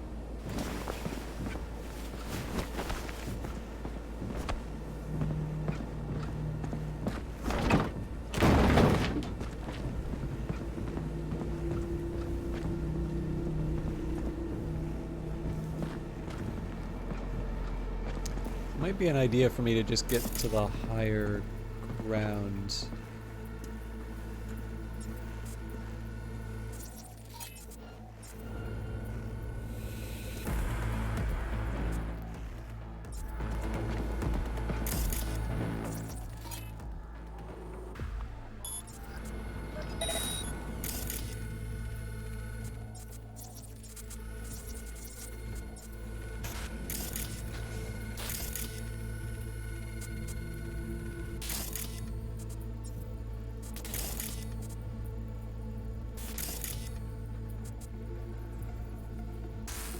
Okay, I'll take it. I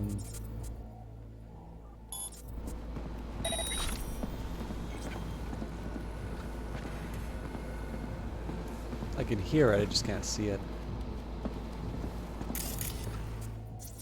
Ooh, that would have been a mistake. Is there a place I can chuck this guy? Nope. We should have killed that asshole now.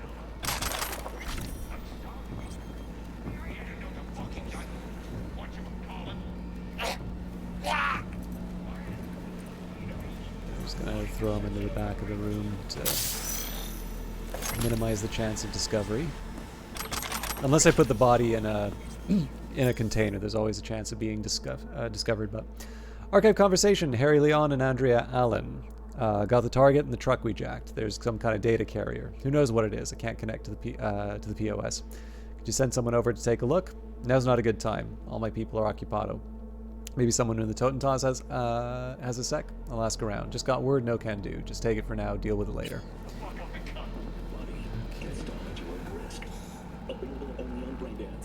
Mr. Stud, all night, I'm really trying to think how I can kill that camera without it spotting me.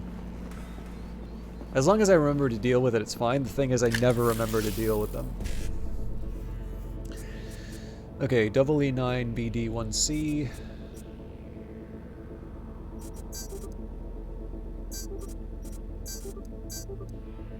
E9.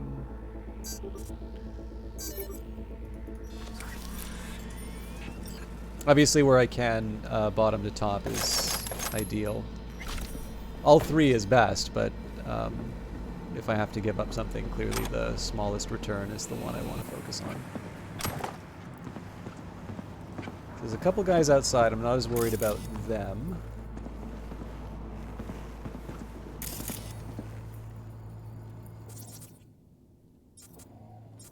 I'm really weirded out by the fact I can't see that camera. Oh, there it is.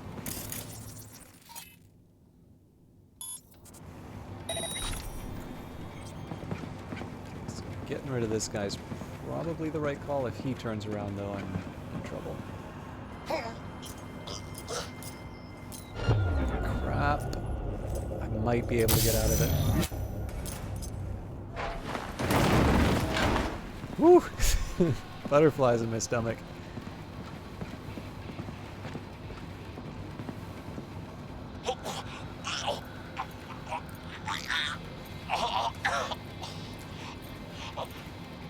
We're gonna start resisting in a sec.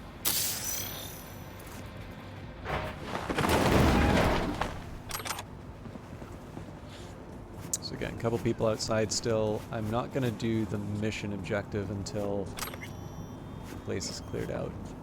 Todd Riggy and Jillian Riggy. Hey, gotta cover a friend and do a run from Malorian, then going out with the boys for a drink after the gears deliver. Would you look at that? How nice of you to give me a heads up. For example, Jill can't see you tonight. Jill, I'd rather hang with the boys. I'm just fucking thrilled. I messaged you before, don't you remember? Sending you a still of our convo. File not found. Why do you treat me like this? Obviously your friends are more important. Honey, please. I can go see my friends too and not say anything. So, what do you want me to do? It's fine, go. I already have plans. Jesus fucking Christ. That's right, keep swearing. Like your father. That's it, I'm out. Bye.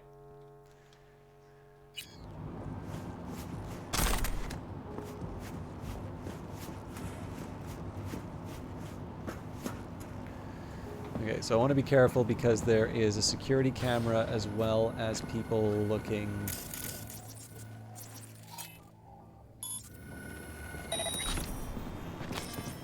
in a spot that might be a problem for me.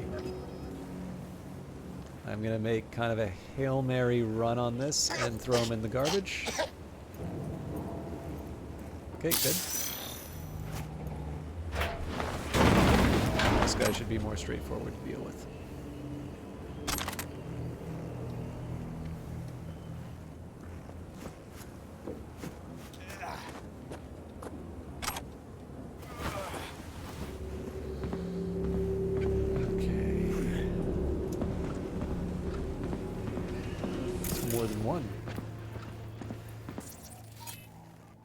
Oh, maybe not. I think that's just a chair I was looking at. But I'm very lucky they didn't spot me.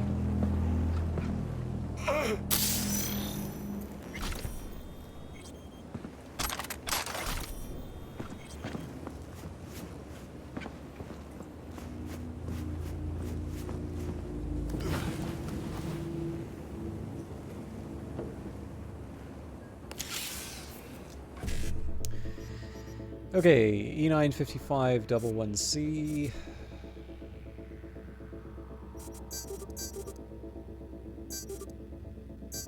Didn't check to see if I could do anything else, so I gotta do BD 5555. Yeah, that works. Might have been able to get a better outcome, but I was too eager to start.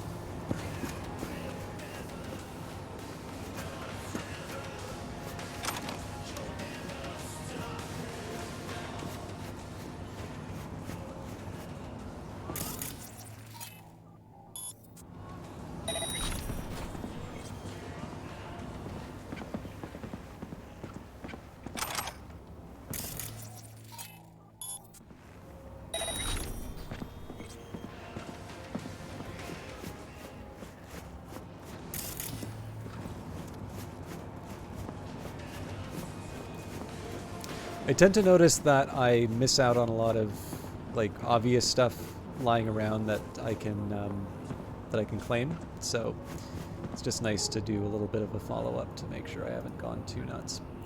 Okay, Villefort Columbus 819389330/property of Malorian Limited.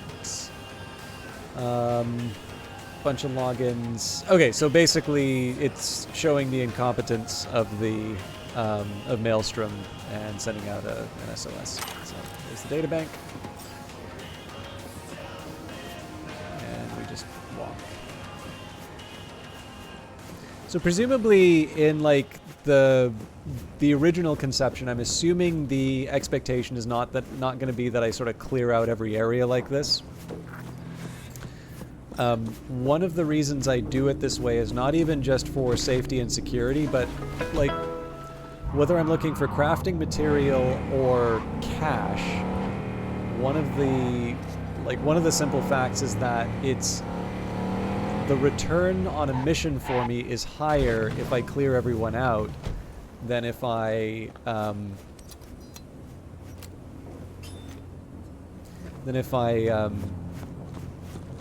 you know, go in partially. So again, we don't know what the game was like before. Thanks for the shard. Sure it'll come in handy. Gig closed. I don't know if this is a question of the game being something different originally, and this just sort of reflecting a shift in focus over time, or if it's, you know, just the missions were always designed that you can maximize your return by taking everyone out. And honestly, like, I don't know how you do it differently. Know what you are, V? The best merc Eddies can buy in Night City. Keep it up, and you'll have the city wrapped around your little finger. New gigs headed straight to you. Okay. Before we do that, let's see if I can put on anything new. It looks hideous, but it's got the numbers. I was looking mildly presentable before I got the new batch here. This gives me slightly more resistance, but I'm starting to look like the Michelin Man.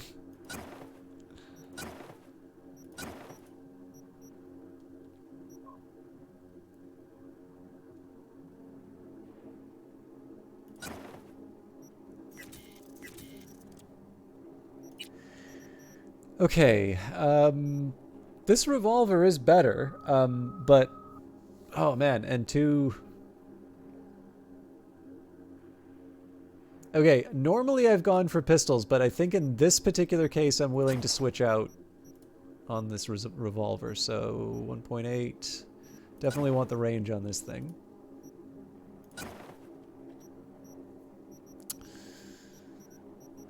And then for the submachine gun, do we have any improvements? Nope, so we're just gonna shard it all. Well, I'll hang on to the pistol here.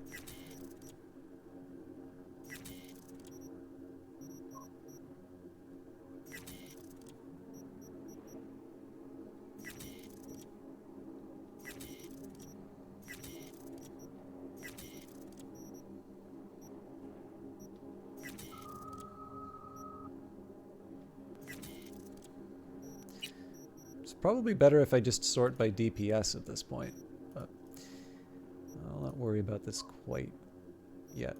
Another thing that I want to do, I'm clearly not going to need more than 2 silencers.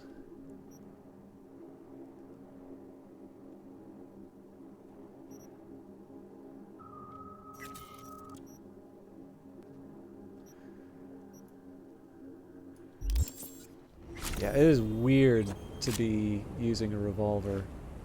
Pistol's just a little bit more my style, but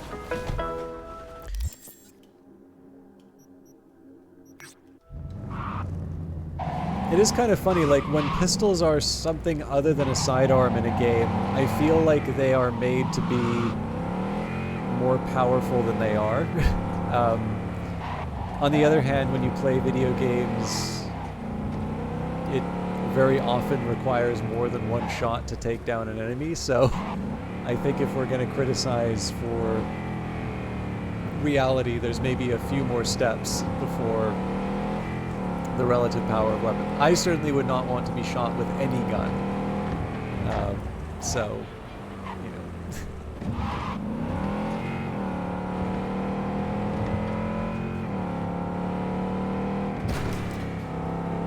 These folks are gonna... Oh, come on.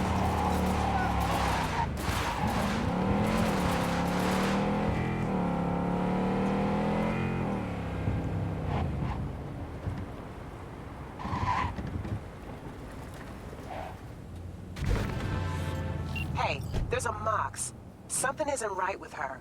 Could be cyberpsychosis. I hear that. We go to...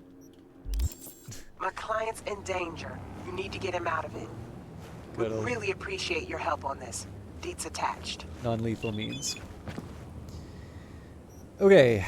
SOS Merc needed. Halcantos Mox warehouse on Longshore North. Got a call from Halcantos. Guys known, a known quantity in the area. Crack BD tuner. Used to work for WNS News till he got axed for fraud. His biz is strictly street now, like it even matters. Hal's got himself in an interesting sitch. He was tuning a BD for the Mox, must have fucked up, because one of the girls went off the handle after she put on the wreath, started screaming and shooting at everything that moved. Hal managed to find a place to hide, but it's only a matter of time before she finds him. You're going to make sure that doesn't happen. Sending you the warehouse coordinates where Hal's holed up. Again, in case you missed it, there is an active shooter in the building. Go in with your iron at the ready. Edials will reach you only if Hal makes it out alive.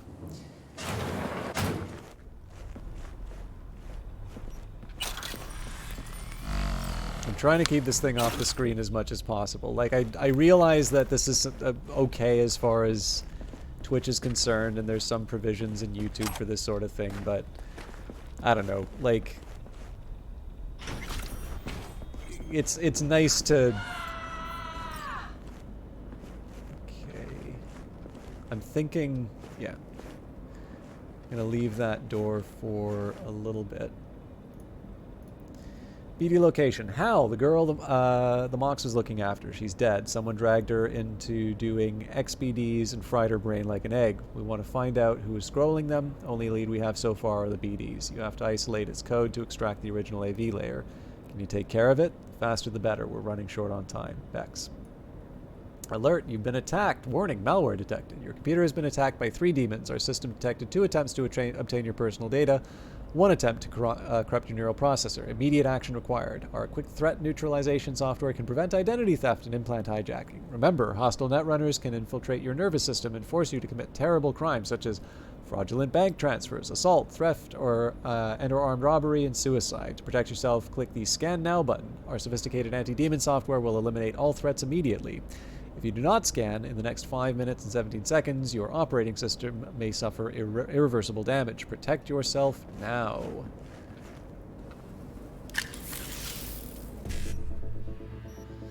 Okay, 7A1C, 7ABD. Okay. And again, I should have taken a look to see if I could have got... Yeah.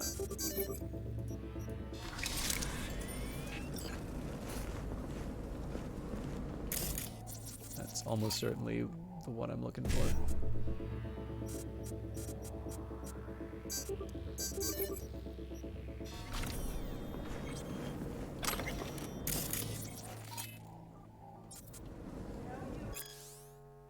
Who is Lizzie Wizzy pretending to be? We are who we pretend to be. I've pretended to be everything. That's why I found the truth.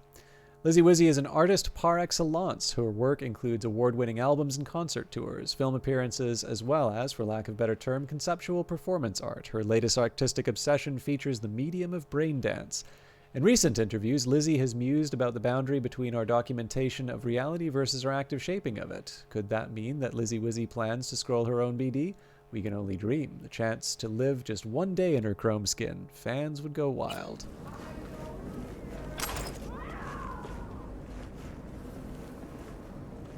So...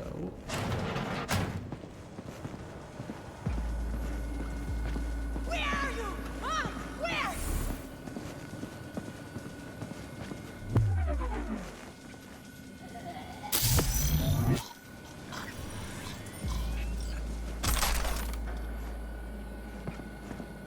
So obviously we got to save the guy, but there's no threat to him now, so I am gonna loot the place.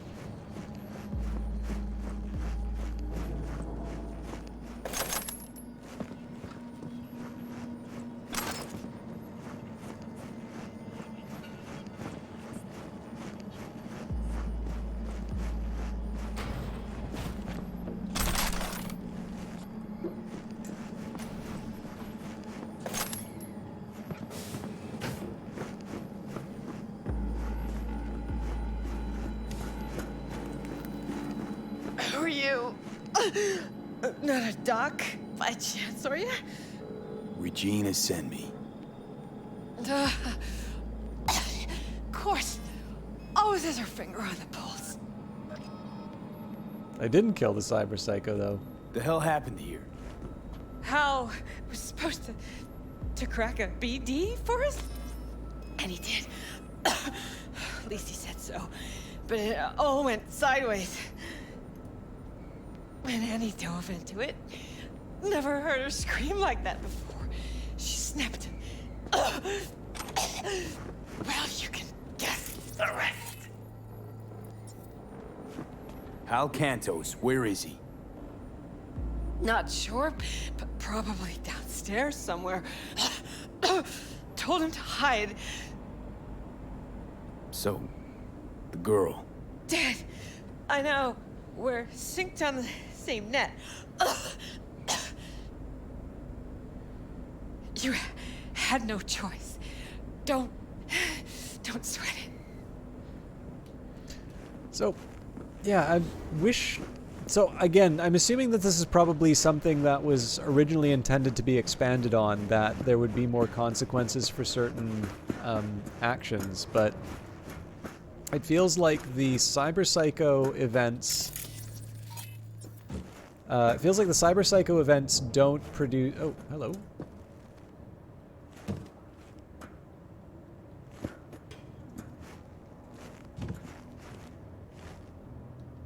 Seems to be indicating I should be able to interact with this, but...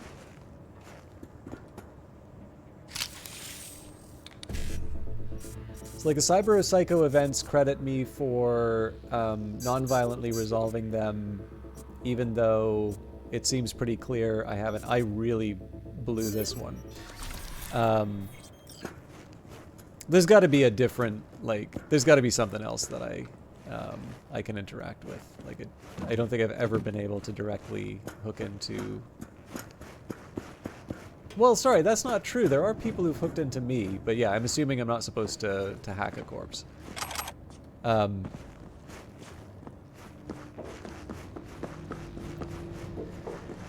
was I going to say? But yeah, so a couple of Cyber Psycho events don't seem resolvable through non-violent means, yet you are credited for resolving them non-violently. Well, sorry, non-violent's not the right term. Resolving them in a way where the aggressor survives, the Cyber Psycho survives. I can definitely understand. So you'll notice a couple times in firefights, even if like you've used the lethal means, so, you know, I've sprayed everyone down with my submachine gun, let's say.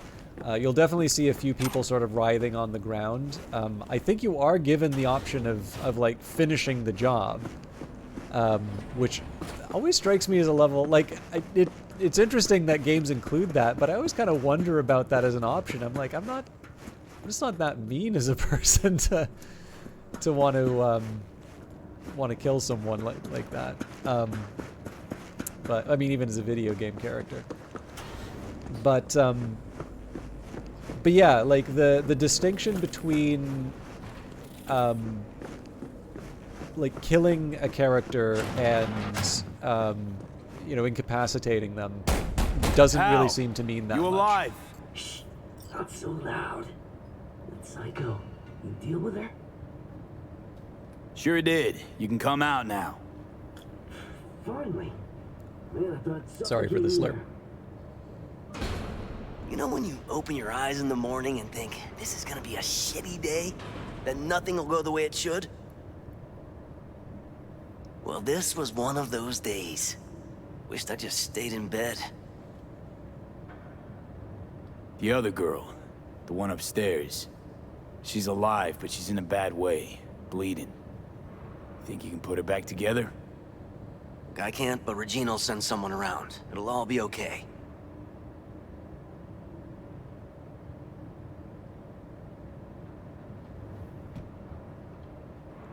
Why'd that girl blow a fuse?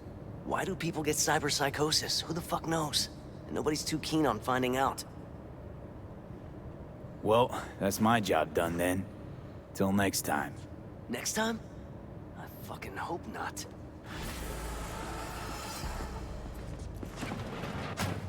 But yeah, in this case, like, again, I totally understand why this sort of thing would not necessarily turn out in a finished game, because you don't want to double... Nicely done. Hal's very happy. Talks about you non-stop. Only good things, of course. And remember, V, word gets around. Closing the game. Doing something that basically doubles the number of things you need to do that are attached to a given mission. And again, if you're trying to hit certain deadlines, you're probably gonna rightly want to focus on things that are maybe higher priority. But it is weird, right? Like, obviously, because the game has given me the option to do these non-lethal approaches to missions, and the fact that it seems to be irrelevant in terms of some of the outcomes, it definitely makes me feel a bit weird. So, like, again, when I spend a lot of time trying to find... The really good example of this would be the ritual one, where it's very clear you cannot take out the Cyber Psycho without a proper fight. I spent a lot of time trying to do the non-violent approach to that. But in the end, I was left with I'm probably gonna have to wrap it up here because there's someone I want to host, and they're doing something I'm really excited to see them do. But yeah, we spent a lot of time on something that ultimately was irrelevant to the mission that I was on. And then in this case here, right, like, you know, especially because there's been this history of trying to deal with cyberpsychosis non-violently. To me, there's an investment that I have in resolving, or sorry, I keep saying non-violent, but what I mean is like incapacitate instead of kill. Because there is that option, and because that's been established as a desirable outcome for so many of the for so many of the other Cyber Psycho incidents, it's really weird that I make the effort to try and do that, but then the game sort of says, "Oh, you actually killed this person." But again, like, it's a minor thing, but it's something that sort of pulls me out of something that kind of pulls me out of the experience a little bit. Anyways, I'm sorry to end this somewhat abruptly, but Brian on the Rocks is currently streaming, and he's streaming Phantom Brigade, which I'm really excited to see him do. So, for those of you who don't know him, Brian on the Rocks is a game developer at Respawn. I have misattributed his work. So he used to work on Apex Legends, but in fact, so he used to work on Apex Legends, and I kept saying that he was working on the Jedi Fallen Order sequel, but that's not what he's working on. He is working on the FPS that they're doing, which obviously doesn't have a name yet. But anyways, he is a game developer. He's a game developer certainly at the higher end of things. For those of you who are aspiring game developers, he definitely likes, you know, telling people about it, giving them, you know, whatever advice they can. And like I said, he's playing Phantom Brigade, which I'm really excited to see him do. So it's already been 3 hours. I'm definitely looking forward to playing more Cyberpunk at some point in the future. No guarantees for next week. But thank everybody for watching, even for a more quiet night. Please stick around for Brian. I will be back Monday for more Old World, Wednesday for Industries of Titan, and then Friday we'll figure it out as we go by. But have a wonderful weekend, and we'll see you in the next one.